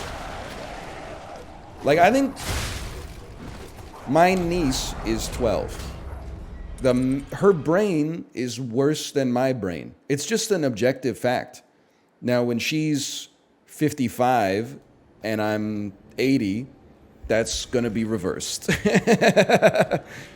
Something's wrong with our society, because if I went up to my niece and I said, my brain's better than yours, I wouldn't be invited to Christmas dinner anymore. We can't handle honesty. But it sucks that it's like, you know, on some level, like your intelligence is dictated by the sheer weight of the organ in your noggin. Like, that's crazy, man. That's not fair. It's like, I was thinking about it when I was playing like Super Auto Pets, is like, it sucks that, like, well, maybe it doesn't suck, but it's very bizarre that we're aware of the fact that our brain is an organ and not our personality. And what availed me of this, and if you just got here from the raid, you're going to be very confused, but thank you for the raid. What availed me of the fact that it's so strange to know that your brain is not you, it's just an organ that's part of the composition of yourself, was that I was doing a calculation in Super Auto Pets that wasn't explicitly mathematic. It was like a decision-making tree that I had to go through. If I do this, then this will happen, and then if I roll twice, I'll have a chance to get this, and blah, blah, blah. Whereas if I go the other way, et cetera, et cetera, it is weird to think that you can't just get to the answer. You know what I mean? Like, you have to say to yourself, like, hang on a second. Like, if your heart rate is too high, you're like, whoa, whoa, whoa, wait a second, I got to slow down. The idea that your brain is actually like, it's got all the inputs it needs to do the calculation, but you have to sit there and wait while like the meat transistors like send the information in exactly the right way to then spit out the answer that was there to begin with. Like, you know what's surreal, and I'm sure you're gonna relate to this. It happens all the time. What's surreal is when someone asks you something. They might say, like, who's the director of I Heart Huckabees? You can know that you know it, but not know the answer. Like, you got to search for the answer. That's crazy, man. There's like multiple levels, okay? So it's somewhere in your brain, it has a little box that says David O. Russell, because that's the answer. And then there's like another part of your brain that's like, I know we have an I Heart Huckabees director box in here somewhere. Just give me a minute. Like, it doesn't have access to the VAR, but it knows that it exists at the same scope. So then that motherfucker's out there crawling through every neuron, like, and you can almost sometimes, the second thing that's crazy is you can be like, wait a minute, I almost have it. That's crazy. Like, you could be like, hang on, the little dude in my brain is almost at the right filing cabinet. And then you go, David O. Russell. I knew it. That's fucking weird, dude. That's crazy. I don't have any answers for it. I'm just saying, just thinking about that is weird. And that's weird enough. That's cool enough. It is dumb. It's also dumb. And then the other thing that's not fair is, like, some motherfuckers just have like a naturally faster dude. Like, my dude for memory retrieval is like pretty good. I'm relatively good at trivia, but there's some people, I watch some average Jeopardy episode, I'm like, I could maybe hang 1 to 2 somewhere, depending on the week. Tournament of Champions, I'm like, these motherfuckers have a better dude. They got a better dude. They got a better dude crawling the loam. My little dude about to be off the payroll. Some days my little dude off the damn perk. I don't really know what it means, but man, can you not mindlessly just keep on dying for 30 minutes? I'm sorry, I suppose this kind of cognitive science meets philosophical discussion of what it means to be the only life we're aware of in the universe that's actually aware of its own conscience, that's a dime a dozen these days. What's not a dime a dozen is some fucking serviceable Lies of P gameplay. Good Lord.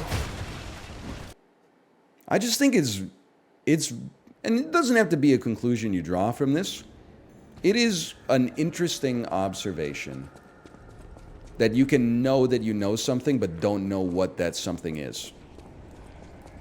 The same way you could be like, I know I've got a AAA battery somewhere in this drawer. I don't know its location, but I know that, I don't know its specific location, but I know its generalized location.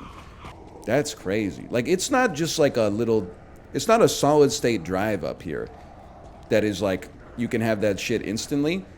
Like, you gotta kick the shit out of your brain sometimes. You gotta be like, no.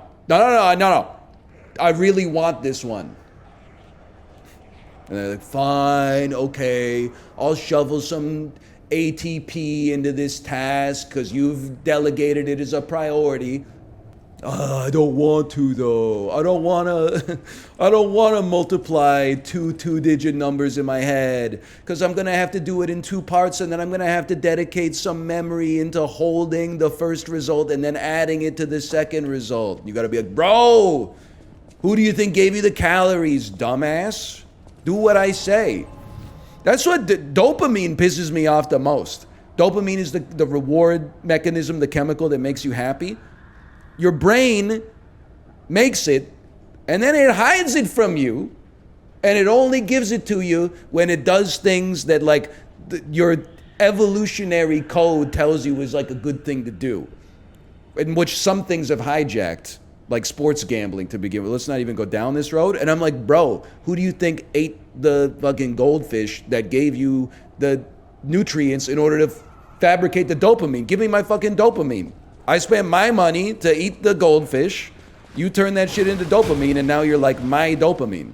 It's not your dopamine. It's my dopamine. It's all you?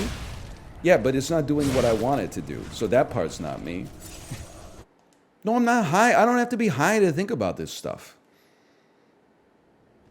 Probably have to be high to watch like any show Netflix has produced in like the last 4 years. This is a sober discussion. Thoughts on new bylaw allowing wine sales in grocery stores in Vancouver? Fucking takes forever, man. They've been working on these nothing burger bylaws for 20 years.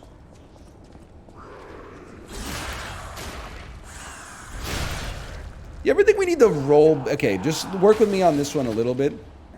Why don't we just find like the smartest person in the world and make them in charge of everything? I'm not saying democracy doesn't work. I guess what I'm trying to say is I think we should... I think maybe this already works like that. There should be classes of laws. Like selling wine in a grocery store, in my opinion, should be a lower class law. That should be a bronze level law. And then in my opinion, mayors should have the ability to change them within 24 hours at only their own behest. For stuff like that, do we really need someone to go, hey, we're going to send out an exploratory survey, we're going to do a pilot program, we're going to take the results of the pilot program, we're going to run them by a litany of consultants, and then 3 years later, I got voted out, the new guy doesn't care about this, we scrap all that, I get reelected 2 years later, we have to start over because we don't know if people still feel the same in 2026 that they did in 2023. Like, nothing's getting done, man. The mayor should be able to say, hey, starting on Monday, they're selling wine in grocery stores. It shouldn't take 10 years to get it going. That'll be abused so hard? No, because you gotta, like murder, that's like a titanium class law. You need like the whole country to be on the same page and be like, really? I guess I'm not going to be the squeaky wheel. I guess if everybody wants murder to be legal, I'll go along with the group. Who decides the tiers? All right, that's an interesting question. I guess we're going to need like an exploratory committee to figure out who the right people to decide these tiers are. And then we probably got to do like a little pilot program in like some meaningless, out of the way part of the country, like Winnipeg, so that like if it royally screws it up, we're like no big loss. But if it works, we can be like, check it out, let's build a statue. Winnipeg, the first city where we made this incredible change, right? It's good for everybody. But that's the last fucking pilot program, okay? That's the last program. Because like they've been talking about having a beer legal in parks for literally like as long as I've lived in Vancouver, which is now like 11 years or something. A couple years ago, you saw it, librarian, I saw. A couple of years ago, they were like, we're gonna do a pilot program in a few parks. But everybody was like, it's like making a stew. There's too many cooks in the kitchen. Like one person's like, well, it can't be every park. And one person's like, well, the park can't be too close to a school. And then one person's like, no, nobody will be having a beer within 50 meters of a swing set. And they said, okay, we respect everybody here. So then they have these maps at the parks, which is like, here's like a dark green zone where you can consume like a beer, and it makes no sense. It's like because people are just like doing drugs in the park, and meanwhile you're walking in there with a 6-pack from 33 acres, and you're like, hang on, I got to find the right spot. Then you find out they didn't even choose Jonathan Rogers Park, which is the park that everybody is drinking in anyway because it has the brewery right next to it. And everybody's down there drinking anyway, not even paying attention to the bylaw. And you're like, why are we paying 18 salaries a year to try to figure out if the bylaw made obvious? People are already breaking it, and it nothing's broken. Just scrap it, man. The world's not going to collapse if people start selling wine at the... Like, if we're at... Maybe this is too far. I think you should fucking choose wine in the grocery store or prohibition. That's it. I would walk up there, okay, ladies and gentlemen of the fucking city council, there's two... If alcohol is so bad, you can't sell it in Whole Foods next to the kettle-cooked potato chips, then just make this shit illegal everywhere. Choose a side. Because I can't do this shit anymore. You could buy it anytime. Oh, that's too harmful for society. You have to buy it. The liquor store has to close at 10 p.m. Oh, no, that's ridiculous. Some people work third shift. Okay, well, fucking you can buy it whenever, but the bars close at 1. 1 in the morning? Are you crazy? That's like when the SkyTrain stops. Okay, midnight. I mean, all right, but no happy hours, okay? You know, this city didn't have happy hours until like 2014. It was illegal to put alcohol on sale. Doesn't even make any sense. You could sell it, but you couldn't discount the price.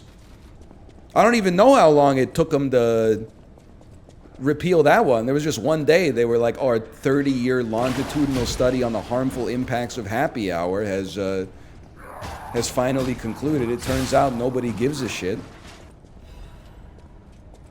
Speaking of which, hey, wine in a cellar? No. I don't think so. Who do you think you are, a no frills? I don't really care either way, because I don't drink wine. It just strikes me as like needlessly regressive. It's just, to me, I don't know where this puts, I'm scared of where this puts me on the political spectrum, so maybe I shouldn't tempt fate. It's just labor under the delusion that I'm on the perpetually right side. That being said, it's the same to me as like when I can't buy cough medicine because people cook methamphetamine with the cough medicine. So they sell it in the grocery store pharmacy, but the pharmacist goes home from work at 8 p.m. But I can't buy the cough medicine because of the fact that somebody might cook drugs with it. Not me, but somebody else might cook drugs with it. Then you walk outside, all the motherfuckers are already on drugs. It's the same thing. It's like, we really think that society's gonna backslide. We start selling wine in the Whole Foods. Have you ever been to a liquor store? Motherfuckers are drunk, man. They found a way to get supply. I do get the idea that it doesn't have to be like an all or nothing sort of thing. Like making the barriers lower will also introduce the less friction to people trying it and stuff like that, but it just seems a little crazy to me. That like, you know, the wine mom has to go like across the street. She has to cross that dangerous ass intersection with all the construction and the drunk drivers and the people that don't know that there's no protected left turn at Cambie and 7th. She got to park in that decrepit ass Cambie and 7th BC liquor store parking lot that is like something out of Slender Man and get her wine in there. Come on, man. Just let her buy it from the Whole Foods. Fuck that whole area. I love Malik posting. I love Vancouver posting because you can now... That area is a bit of a mess. But it is one of only like 7 areas in the city to visit a Home Depot, Canadian Tire, Save On Foods, Winners, HomeSense, Best Buy, all in the same the same vicinity. Haven't been to that Jollibee. I don't touch that side of Broadway. That, not to be rude. Sorry, this is way too Vancouver posting, but when it comes to Broadway, I'm like, it's like a controversial issue. Pick a side, east or west, okay? East Broadway got some great stuff once you get east of Main. Really cool stuff going on there. West Broadway, look, it's not necessarily my cup of tea, but as you get out to Kitsilano, they got some stuff that obviously appeals to people. But that little weird central Broadway place where it's like, what are we? Are we offices? Are we restaurants? We got a Santoka Ramen next to a Honolulu Coffee, next to a derelict self-storage facility, next to an office building nobody's ever resided in history. Like, pick a side, man. +2, what's even out there? Toys R Us? Okay, relax, all right? Because I've been to that Toys R Us a few times. Usually I am the only person inside of it, but you leave the Toys R Us out of it, okay? I thought they went bankrupt. In Canada, they're still chilling. And by chilling, I mean like remaining one of those businesses where every time you go inside of it, you're like, how does this place stay in business? I'm the only person here. DL Guiga, you're not invited to talk shit about Vancouver, okay? Plus, you live in Chicago. I don't even know... I don't know shit about Chicago, except the mafia, and, like, I'm not even saying the pizza is bad, but why are we deluding ourselves? Like, why embarrass yourself into getting into a debate about whether deep dish or New York pizza is the best? Like, you should really just be fighting it out with like Providence, Rhode Island for the second best pizza in America. I hate giving props to the New Yorkers because they do believe sometimes that they're like the only city in the world. But like, come on. You're not beating New York pizza with deep dish pizza, okay? It's not gonna happen. What else do they, what's the other thing, the other Chicago cuisines? Chicago dog has a spear of dill pickle on it. I'm pro that. It's a little weird, but I'm pro that. See, I would love to have more positive...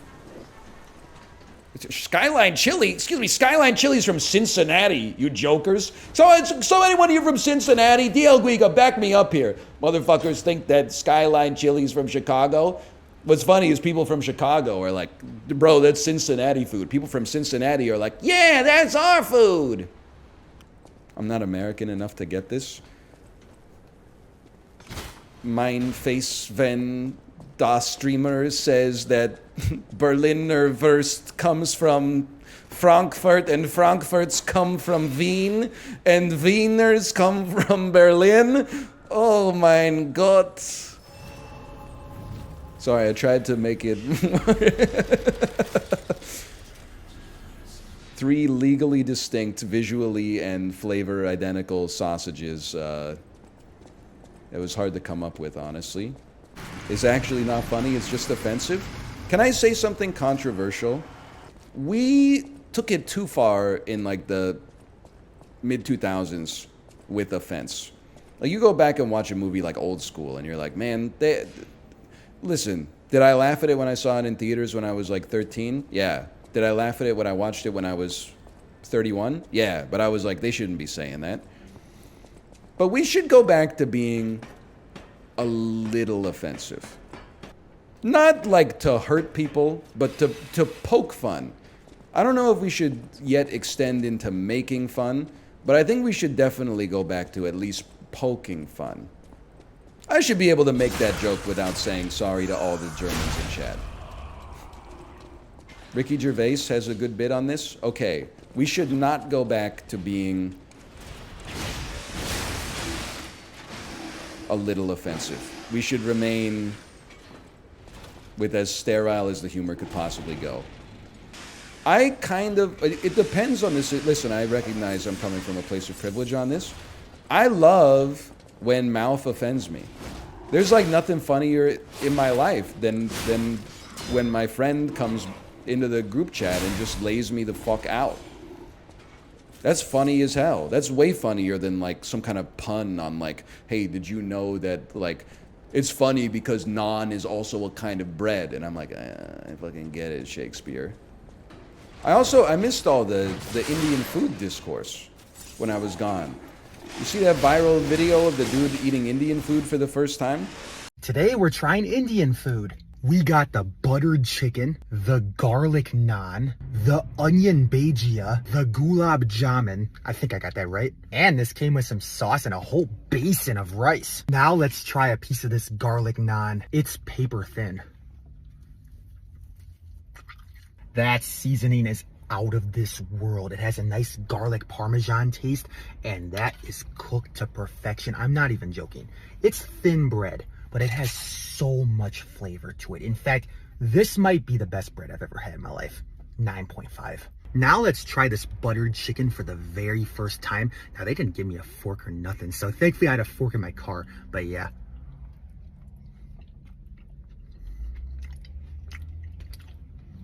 Holy crap! This might be the best thing I've ever tasted in my life. Okay, let me chill out. This chicken is like, it's like liquid. It just melts in your mouth, okay? This is divine. It is not the best thing I've ever had in my life, but it is truly divine. One of the best things I've had in my life. I give this a 9.9.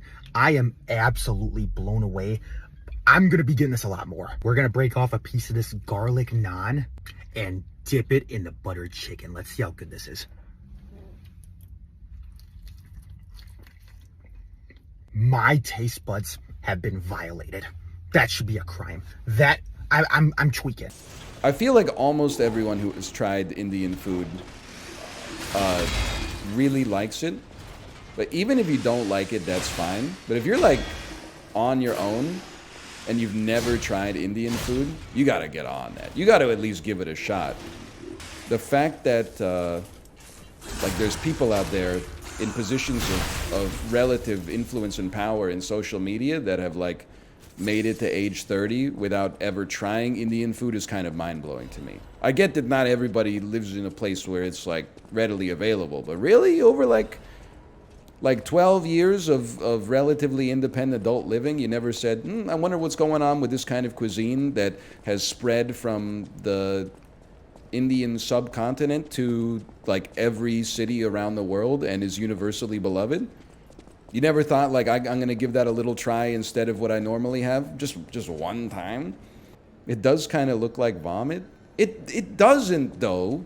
It just looks like it's got sauce on it. Like, I mean, if I guess you'd be pretty sick if like marinara sauce looked like vomit, but like it's fairly similar. Like you know, a tikka masala versus a bolognese or something like that. It just looks like it's in a sauce.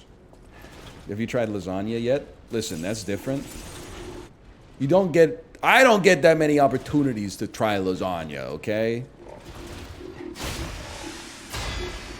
What's gonna happen at some point is I'm gonna go to somebody's house and they're gonna be like, we made lasagna. That's all we've got. Is that fine? And I'm gonna be like, yeah, of course that's fine. I'm an adult.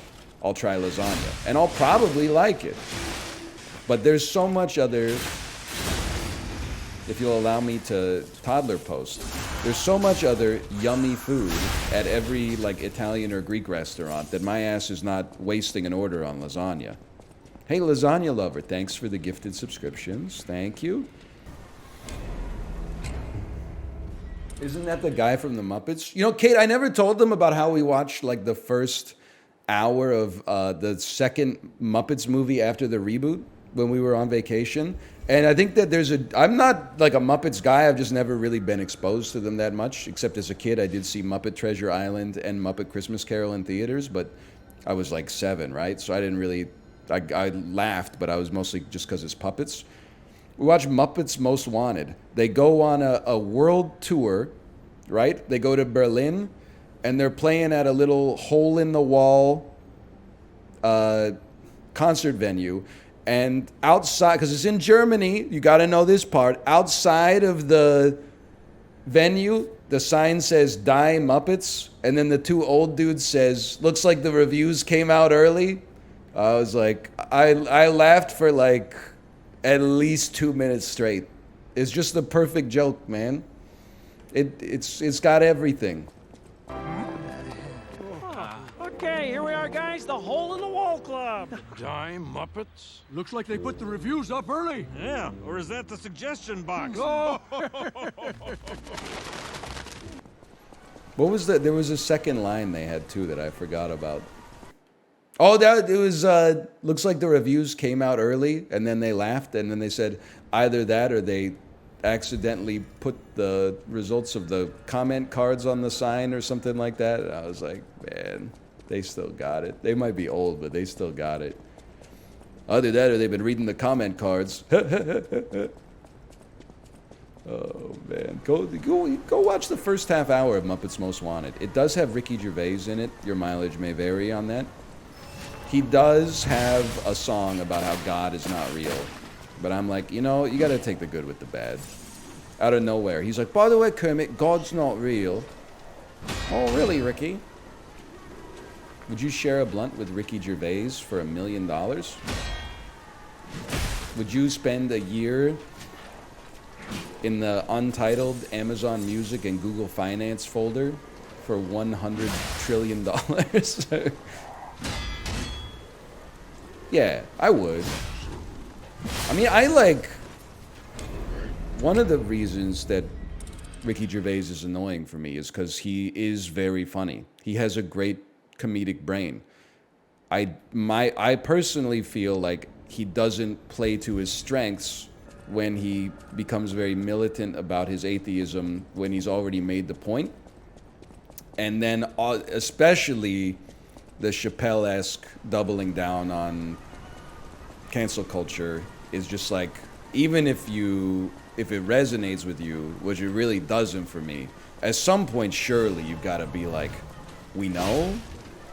Like, we heard this one before, can you... But like, one of the...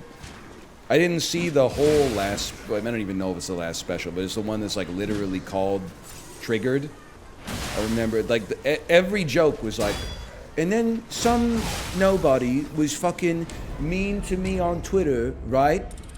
And I just, and it's just like that for 45 minutes. And I'm like, you don't need to give these people the attention if like this is what's, like you're famous and they're nobodies. Like, why are you dedicating your limited Netflix time to like a random person said like, you're ugly? Like, it just doesn't make sense. Like, I think you can be offensive and funny. I mean, that's not even close to controversial. Like the Shane Gillis special, I thought it was really funny. It was also quite offensive. Like, there were parts of it that I was like, that's too far. But then there were parts of it that I was like, that's one of the funniest things I've heard in a long time. So he's kind of like, he's skirting the line, which must have been hard for him because I know he's one of Joe Rogan's friends. So he showed a lot of restraint. I can get down with like some of that stuff. It's just when it's like, I mean, I'm not even like a stand-up comedy guy necessarily, but the last like 3 Dave Chappelle specials, there's like 15 minutes where you're like, he's still got it, and then you're like, shut the fuck up, please come. We know.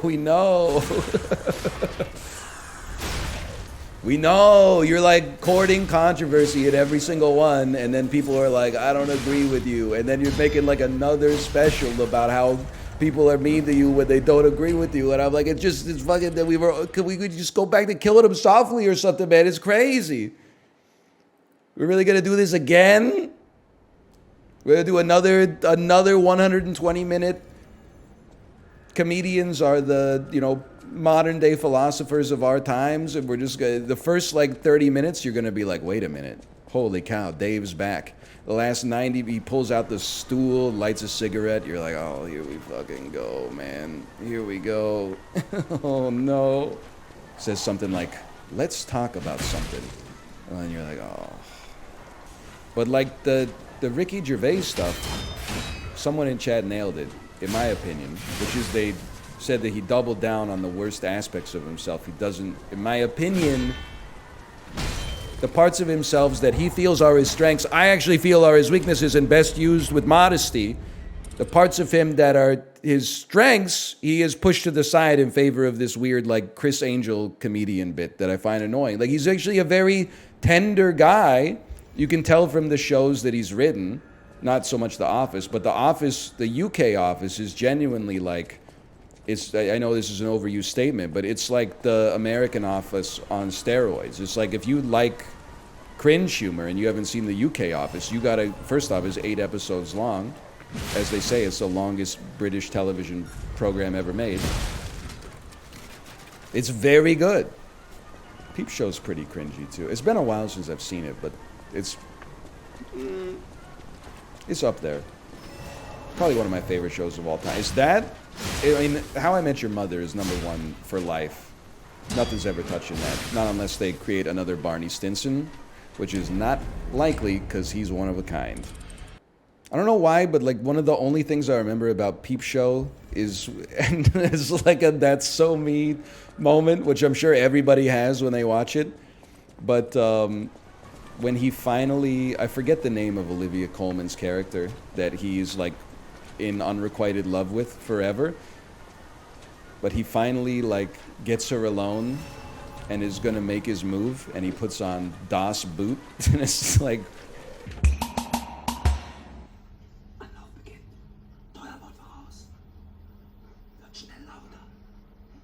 how long is Das Boot exactly? 4.5 solid entertainment hours. 4.5 hours long of the dudes in the German submarine. Oh man. What's your favorite reality TV show from Australia? I think you got it, Macros. I think you got it. It's Australian Border Patrol. I watched like 5 episodes of Canadian Border Patrol, and I was like, this show owns. And then I thought about it for like 2 seconds and was like, wait a minute, this show's like fucked up, man. People are having like the worst day of their life, and they're like, this bozo tried to bring salami into the Ottawa airport. That'll be $480. First few episodes with an uncritical gaze, I was like, get their ass, dummy. Nobody brings undeclared charcuterie into my country. Anyway, then I watched the Australian one, and it was like a little bit of that. And then there was a segment where they used gunships to like shoot warning shots at a refugee ship from Indonesia. And I was like, what the fuck? The 2 packages contained around 500 vials of steroids and sparked major customs investigations. Officers in Brisbane later detected another 12,000 steroid tablets concealed in the same biscuit packets. A Queensland woman is facing charges relating to this 3rd seizure. The charges carry a penalty of $110,000 and 5 years in jail.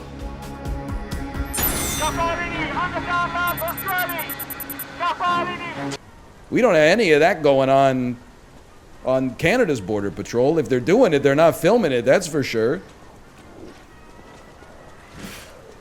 Like, bro, chill. And then they were like, plus the ship's got a bunch of salami. And I was like, get their asses. They're also, because I saw someone in chat say this. They said the best part of Canadian Border Patrol is seeing the Americans get stopped at the border and told that they can't bring their guns across.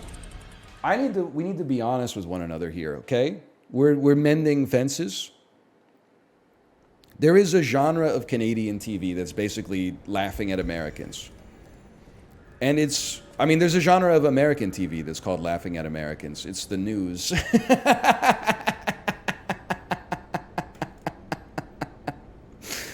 Oh, man. But, like, there was a show that a noted Canadian, he's like Canada's Jon Stewart, made. It was called Talking to Americans. They would go to America and basically get them to sign a petition or, like, say congratulations for some fucked up shit that didn't happen in our country. Like, for example, congratulations to Jean Poutine for being elected the third Prime Minister of Canada or something like that. Governor Bush, a question from Canada. Good luck. Question from Canada. What about it? Prime Minister Jean Poutine said that he wouldn't endorse any candidate. He says that you look like the man who should lead the free world into the 21st century. Yeah, so what do you think about that? How's his endorsement? Well, I appreciate his strong statement. He understands I believe in free trade. He understands I want to make sure our relations with our most important neighbor to the north of us, the Canadians, is strong, and we'll work closely together. Congratulations to Canada for finally creating the first igloo that has electricity. Like, I do need to say, to be fair, that exact same show has existed in, like, American late night forever. Like, Jay Leno would send people out on the street and be like, what's the capital of the country you live in? And they would be like, California. And then they go, mwah, mwah. But I would say Border Patrol is like that. Because you do, and it's oftentimes like the BC border that we use, which hits closer to home. People will literally go through the border and be like, nothing to declare. Then they pull them into secondary, and then their trunk is just full of guns. And then literally, and I believe them, their defense is like, we didn't know it wasn't allowed. And I'm like, as a Canadian, I'm like, of course it's not allowed. But, like, you know, if the rules, if you've grown up in a different culture, the rules might not be, like, apparent to you. There was also one where a dude got stopped going over the border from Michigan to Ontario, and he got stopped because he had an open beer in his cup holder. And then it turns out that apparently, at least this might have been like 2010 or something like that, but as of then, it was legal to have an open beer in your car and be drinking it as long as you weren't drunk yet. Something like that. So he was like, you speed this up because, like, we start metabolizing this stuff pretty quick. But I'll be honest with you, I don't know if I should even admit this. I don't know what that motherfucker means when he says anything to declare. All I know is that if you say no, he just says, welcome home, sir. So my ass is not saying yes anytime soon. Sometimes they're like, what's the value of the goods that you purchased on your trip? And then I give them an honest answer. When they say anything to declare, I'm like, who do you think I am? Like Blanche Dubois? I fundamentally don't understand what that means. In the airport, they just have you do the checklist now. I saw that. Like, I guess I shouldn't complain. It's not like I want to talk to, like, a customs agent. But, like, we've really gone so far into, like, self-service. They got us doing our own customs and immigration now. Like, they got me filling out the checklist that says nothing to see here. Like, aren't you supposed to pay somebody to do it based on their preconceived notions from how I look? After traveling for 10 hours.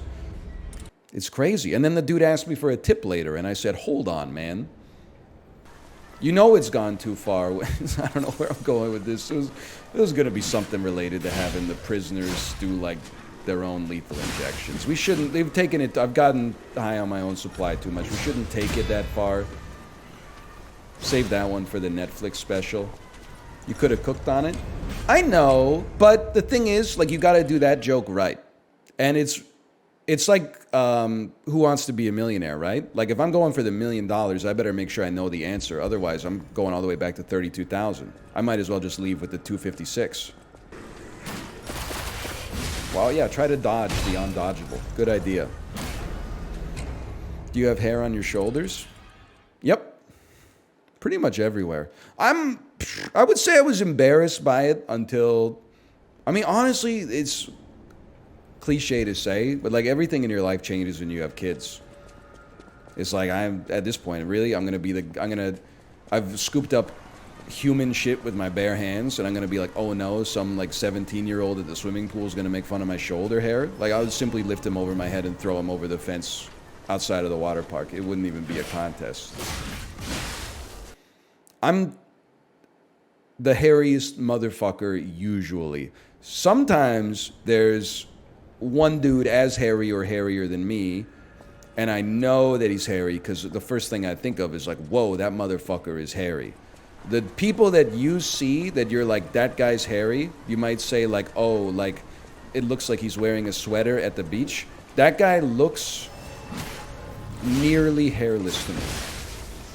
I'm not quite at the level of like they wouldn't describe me as like a wolf boy or something like that. But I got a lot of body hair for sure. I didn't choose it. He's got hair on his feet. That's not even, like, this is where the Overton window is for society, hairy people. This is what we have to fight back against. People think that, like, hairy feet is, like, weird. That's not the end of hair. That's, like, the middle of hair. That's like the Captain America Civil War of body hair. Like, you haven't even seen Thanos in, like, 3 years. You're not even close to the end game, man. What's the last place? I don't know. I'll let you know when we get there. I feel like ear was like one of the most recent for me. Palms? I don't think there's follicles there. I don't think they got the cognitive capacity for that. Between chest and armpit? Are you, like, with no disrespect, are you 15 years old? I'm tired of these hairless motherfuckers trying to tell me, they're trying to explain body hair to me. I'm like the Archimedes of body hair, man. I'm not the first person to ever have it, but I was the only person I knew who had it for like 15 years.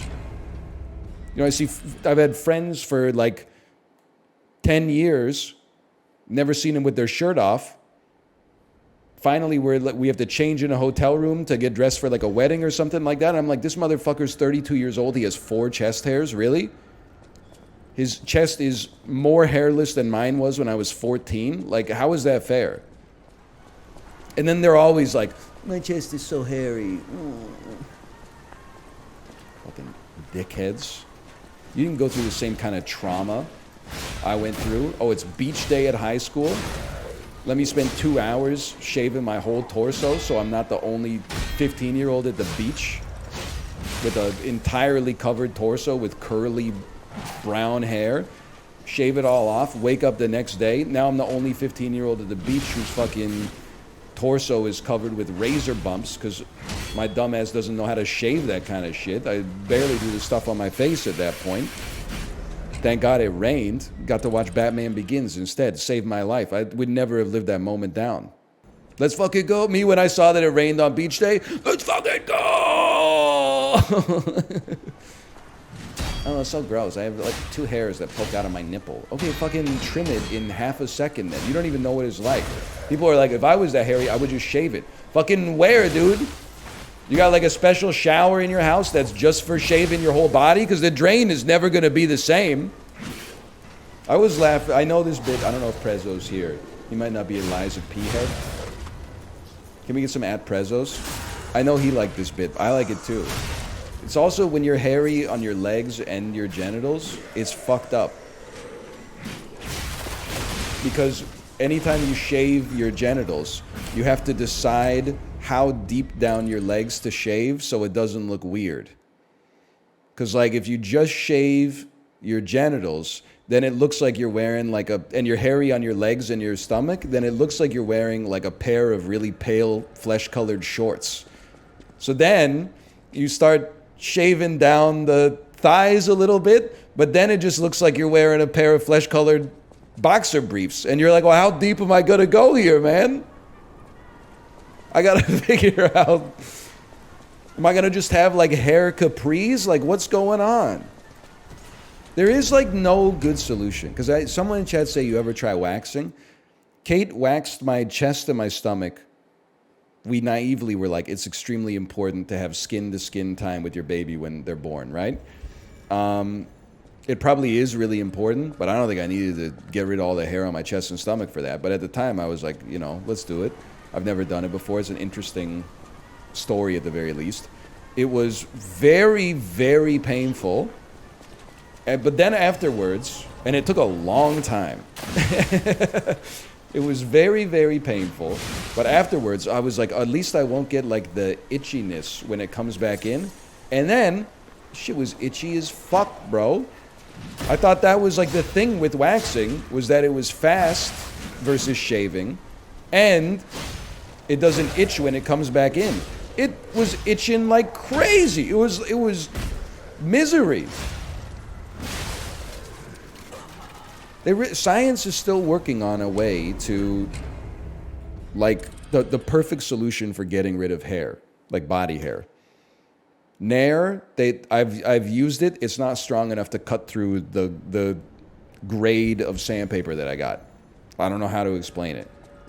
Laser, yeah, okay, it's like $1,500 a treatment. It hurts like a motherfucker. Recovery hurts, and then you got to go back like 7 times and repeat it. Surely there's got to be a better way, man. Body hair really is like the mosquitoes of your body. Like, science can't figure out a solution, man. I'm with you. I think acceptance is the way. And I've accepted it a long time ago, which is totally fine. But I'm just telling you, it's the same with baldness. Everyone, when they say like, oh, if I was bald, it's no problem because I just get fucking jacked. It's easy, bro. Fucking easy. Nothing stopping me from getting jacked right now except this heavy ass head of hair on my head. I'm just so tired from carrying around all this hair all day. Same thing. Motherfuckers with like 2 armpit hairs are like, I would just shave it. Yeah, I'm sure you would. I wonder why like the hundreds of millions of people who have copious body hair don't just shave their entire body, including their fucking back, all the time. Well, obviously shaving's stupid. I would just get my whole body lasered. Okay, fucking payday loans addict. This shit is expensive. It's just easier to just be like, I'm hairy, take it or leave it. If you don't deserve me at my worst, if you can't handle me at my worst, you don't deserve me at my best.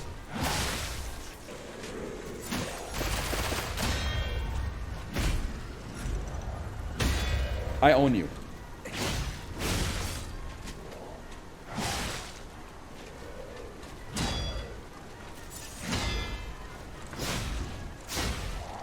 I'm gonna ult him.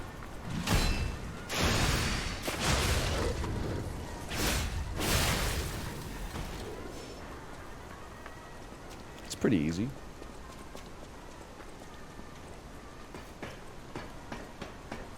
His head came off? Well, he was pretty old. Name that movie. A little known movie. A lot of people aren't going to be able to get that one. That's why I still feel like shaving sucks so much. They gotta finally make that thing that I invented but don't know how to actually make, which is like a mask exactly 3D printed to the proportions of your face that's filled with razor blades, and you put your face into it and then you press a button and it shaves your whole face in one stroke. And then just do that, but like for your body as well. Okay, Jigsaw. Well, we'd make it work. There's a lot of shit in your life that's probably like a saw trap if it doesn't work. Like if your bed fucking didn't work and you got trapped in it, you'd be like, holy shit, who made this bed? Jigsaw? But you just, you know, we handle it. You just get up every morning instead. It's so funny that Jigsaw killed a dude just for smoking. Hot take, but Jigsaw's not exactly a good guy. That's what's weird about the later Saw movies, is that they sort of like rehabilitate him. Or like they try to pretend like he's rehabilitated in the eyes of like at least a part of the society. Like in the first one, they're like, Jigsaw's like fucked up. And then by Saw 7, they're like, Jigsaw has a legion of disciples at his behest. And you're like, really? The dude with the tricycle? The puppet with the trike? The one who was putting people's heads inside of like mechanical jaws that will close if they blink their eyes? People worship serial killers IRL. That is crazy. Like, there's that one... I think the whole true crime industry is fucked up, man. I say that as someone who loved Serial and, like, season 1 of Making a Murder. Like, I watched, like, the first 10, like, true crime Netflix shows and was like, this is the best shit ever. But I'm like... You know that one? I forget the guy's name, but it was very famous. It was maybe, like, 6 or 7 years ago that the crime took place. The dude murdered his wife and their 2 kids. I saw online that he has like a legion of female admirers. Chris Watts, thank you. Like he murdered his 2 young kids plus his wife, went to prison for life, I'm assuming, and he has a legion of like female admirers. Like, are you stupid? He killed his wife, bro. Are you? And you're like, something with a great deal of disrespect. He basically killed you version 1.0. And you're like, I'm re-upping. I know this might be crazy, but I'm doubling down. He killed his wife.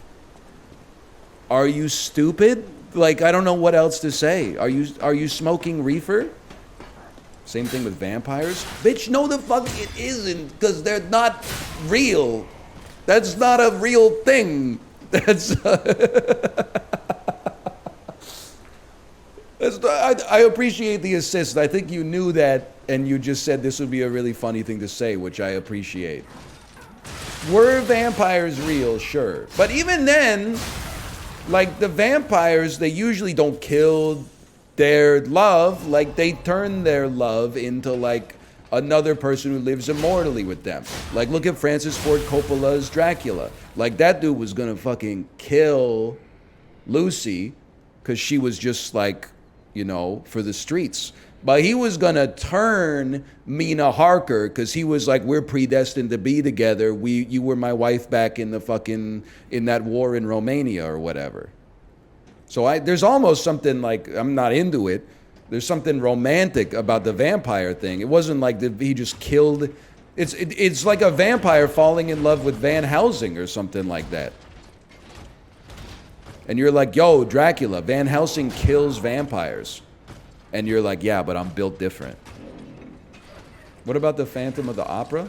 I don't really know what's up with that guy. I have no concept of what happens in the play. I don't know if he's like a creature or if he was just badly burned. He's just a guy who he had an accident or something. He's just a guy. Okay. I gotta see more plays, man. Motherfucker spent 30 years picking out exactly the right newsboy cap on Seville Row, and then all of a sudden just gets ganked and two-tapped. That's gotta sting.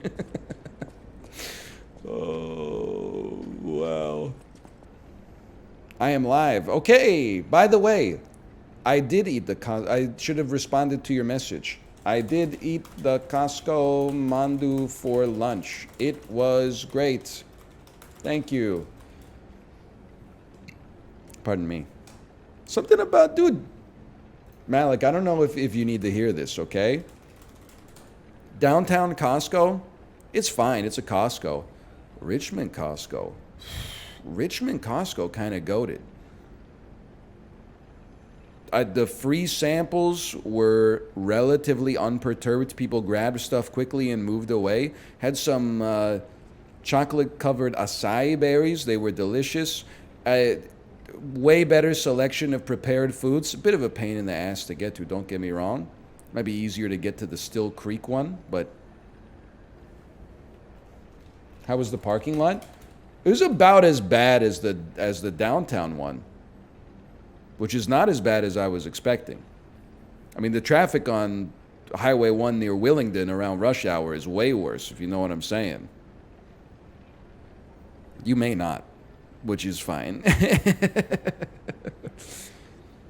So real? That's what I'm saying, man. Whose bright idea was it?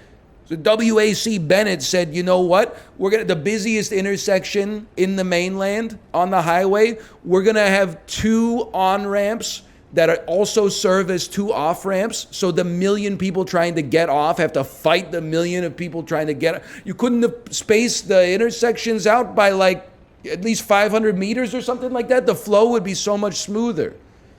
Anyway, see ya. Have a good weekend. Have a good week. I'll be back on Monday. Ryan said he didn't want to expand your diamond essentials at the ring store. Yeah, we were there. Where do you think he was? He was right next to me.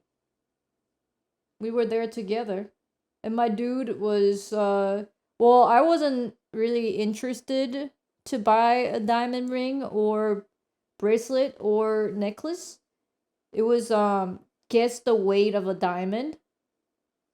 And we had to walk around to put Luna to sleep in the stroller. So we were like, okay, well, why not just try this? You know what I'm saying? You know, kill some time.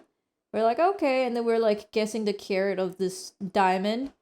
And then the shop owner or the worker came by and then started to talk. And I was like, oh man, I'm not really a jewelry person. I don't really wear jewelries, you know, especially high-end jewelry, diamond jewelry. No. I'm not really into diamond, especially. But she's like, oh, but all girls do, you know, just pick a style that you like. I'm like, I'm not really interested in any style. She's like, how about this? And it was like insane, huge diamond ring. And I was like, no. Not really. I just like, if anything, I like simple stuff. And she's like, how about this? And I'm like, oh, I guess it's simple. I guess that's nice. And then she said, it's only $700. But if you wait and we get to Hawaii, 20% increase. I don't know why. Don't ask me questions. And still are. And I was like, well, I wasn't even going to buy it. Now I'm not even going to buy even more. It's like 0% of me buying it, and now it's like minus 10%. I would have taken 5. Honestly, I was trying to reject as nicely, like, I don't really want it. I don't really need it. I think we gotta go. But she kept pushing and pushing and pushing. And I made an eye contact to Ryan, like, save me. And then Ryan said, I think we're just gonna take a walk. And then she's like, oh, okay. But I was like, save me. She's not stopping. Honestly, I almost bought the ring just so that I can get out of the shop. It was like almost, I was binded by this lady keep going like, oh, but how about this? How about that? You want to try this? How about this? I'm like, oh, I don't really want to try anything. Because I cannot say, I don't want this ring. I don't like any of these rings. I'm gonna go, stop talking to me. So I was just keep saying, I don't really need it. I'm not really a ring person. That's okay. And then she goes, like, how about this ring? But I don't want to say, like, this is ugly. Right? That's rude. I'm like, that's not really my thing. And then she's like, well, what kind of thing do you, what is your style? I'm like, I like simple things. Like, well, here's a simple thing. Look at it. Do you like this simple thing? Is it simple enough? I'm like, yeah, I guess it's simple enough. I'm like, well, it's only this much. And I'm like, oh my gosh, save me, dude. Oh, and I even said, you know, I already have my engagement ring and my wedding ring. I don't need any more rings. And she said, nah, that's the baseline. That's just the starting. That's just the starting lineup. Now you need to get a ring and a bracelet and a necklace as a set, and then you're set. And I was like, what the fuck? I wasn't even gonna buy a ring, but now she's telling me to buy a ring and a bracelet and a necklace? What are the stats? I know, right? If only it gave me stats, then I would buy it. You gotta hit him with, I'm sorry, but I have somewhere to be really soon. Dude, we're on the cruise. There's nothing else going on. That is like such a lie. Ryan said he was like almost like 10% pissed off. And he went, we're gonna take a walk. It wasn't, we're gonna take a walk. It wasn't like nice, gentle. He was like, we're gonna take a walk. Like, get out of our hair, lady. I was like, whoa. Just say you to go poop. Yeah, but if I said that, the lady would be, oh, just come right back after you use bathroom. I'll be waiting for you. I'm telling you, I felt like I was trapped in a spider web and I wanted to get out of the spider web, but this huge spider was just eating me alive. I was like, save me! I should just pretend that I don't got no money. Sorry. Used all of our money to get on this cruise. We actually got $0 in our bank account. As soon as we get off this boat, we're broke. But not to mention she said, if the price is, I didn't say it's too expensive, but she just said, if it's too much for you to pay all at once, you can actually have a payment plan. And our payment plan, we don't have any interest, so you can pay it out as long as you want. You can make it even 10 years, and you're practically paying nothing.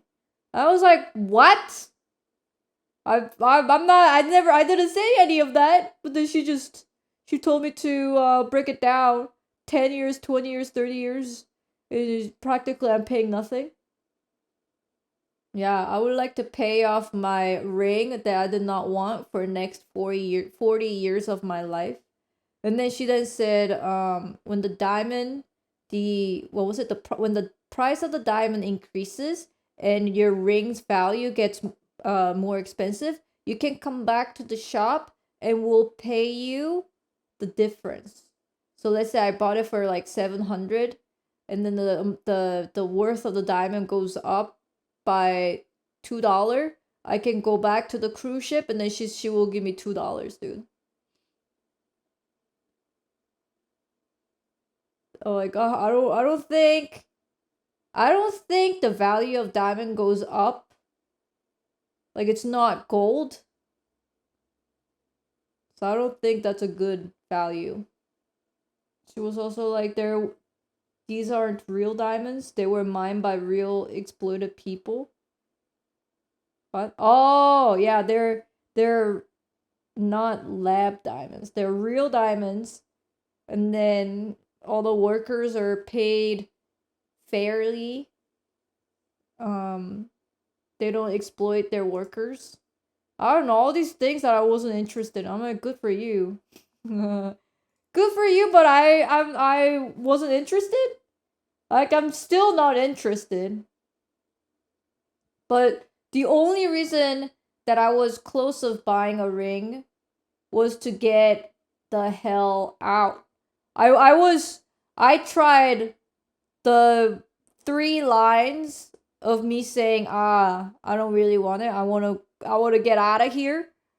I said it like, very politely, then as nice as possible, and all 3 did not work, and I was panicked. I'm like, oh, I don't know what else I can say other than, oh my god, let me go, please, let me go. I should have just say, oh, I didn't bring anybody. I don't know, she would be like, oh, what's your room number? We can just ring it through your room number. Maybe I should have just told wrong room number. Yeah, ring it up to concierge level. Someone stopped me at the mall to collect the donation. I don't know why I stopped, but I spent about 35 minutes pretending to not have my wallet and entering the wrong card details instead of saying I gotta go. Oh my god! What? You told them the wrong card details? Yeah, my credit card number, 4500-123456789. I enter repeatedly the wrong details on the iPad. Bro. Oh, I swear this was it, man. I don't have my wallet. Oh, let me try again. Why would you say let me try again? You should say I don't have my wallet. Sorry, I don't remember my credit card number off my dome piece. I'm gonna take a walk. You could have said, oh, I'll be right back. Let me get my wallet. And just never come back. But then again, the other person should have said, you can come back after you get your wallet or something. Instead of saying, try again, bro, try again. I left my pin in the car. You know, actually, I'm so used to using Apple Pay and just the tap of my credit cards that I'm not gonna lie, often I forget my pin. And I'm like, oh my gosh, I get a little nervous when I have to type in my pin. I'm like, was it this? Was it that? Can I not just use tap? I just use tap for everything now. Can I just not use Apple Pay? I'm dying. I don't know. I forgot my pin. And then when we were at a Costco, Ryan gave me his MasterCard, and then he said, "Here, I will load up the stuff. You can go there and like buy it." I'm like, "Bro, I forgot your pin." And then Ryan's like, "What?" I'm like, "Dude, I don't even remember my own card's pin. How am I supposed to remember your pin?" And he's like, "Oh," I'm like, "I'm sorry." I don't know, maybe in 1 year I might use my pin once or twice. I rarely use my pin. Before the tap was a thing, obviously I knew my pin, right? Because that was the only way to purchase things. But then now the tap, and I don't even bring my wallet around, I just bring my phone around because I just use Apple Pay. So sometimes when they go like, oh, we don't accept Apple Pay, you have to tap your own credit card, it takes me extra 10 minutes trying to like, where is my wallet? Oh my gosh, I have not used my credit card for so long that the credit card and my wallet became one. Like it just stuck together. So me trying to like pull the credit card, this piece of plastic, and it's all like stuck to the wallet. I'm like, and then my fingernail hurts. I'm like, oh, I'm sorry, just give me a second. It's just, I just use my Apple Pay. I just go, I don't even bring my wallet. Sometimes I don't even bring my phone. I just wear my Apple Watch and I go, oh, I forgot my phone at home. Whatever, that's okay. And I just use my Apple Watch and I just go beep. So easy. It's just the technology is just rotting my brain. Not gonna lie, my BPM, or what was it? My heart BPM gets real high when they go, oh, you have to insert the card and type in your PIN. But I just go, it's my own card. But I feel like I stole this card from somewhere. Because I'm like, oh my gosh, I don't remember my PIN. Was this the PIN? Was it this the PIN? But I don't want to like fuck up. Make it look suspicious. It is IRL quick time event. I'm like, oh my god.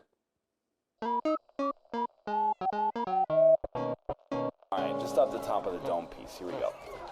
Just waking up in the morning, gotta thank God. I don't know, but today seems kinda odd. No barking from the dog, no smog. Mama cooked the breakfast with no hog. I got my grub on, but didn't pig out. Finally got a call from a girl I wanted to dig out. Looked it up for later as I hit the dough, thinking where I live. Another 24. I gotta go, cause I got to drop top. If I hit the switch, I could make the ass drop. Had to stop at a red light, looked in the mirror, now the jack in sight. And everything was alright. I got a beat from Kim, she can do it all night. We're just gonna keep going here, huh?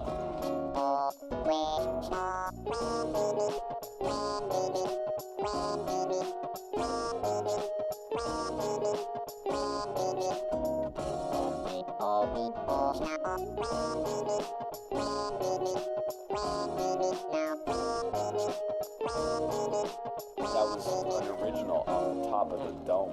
No.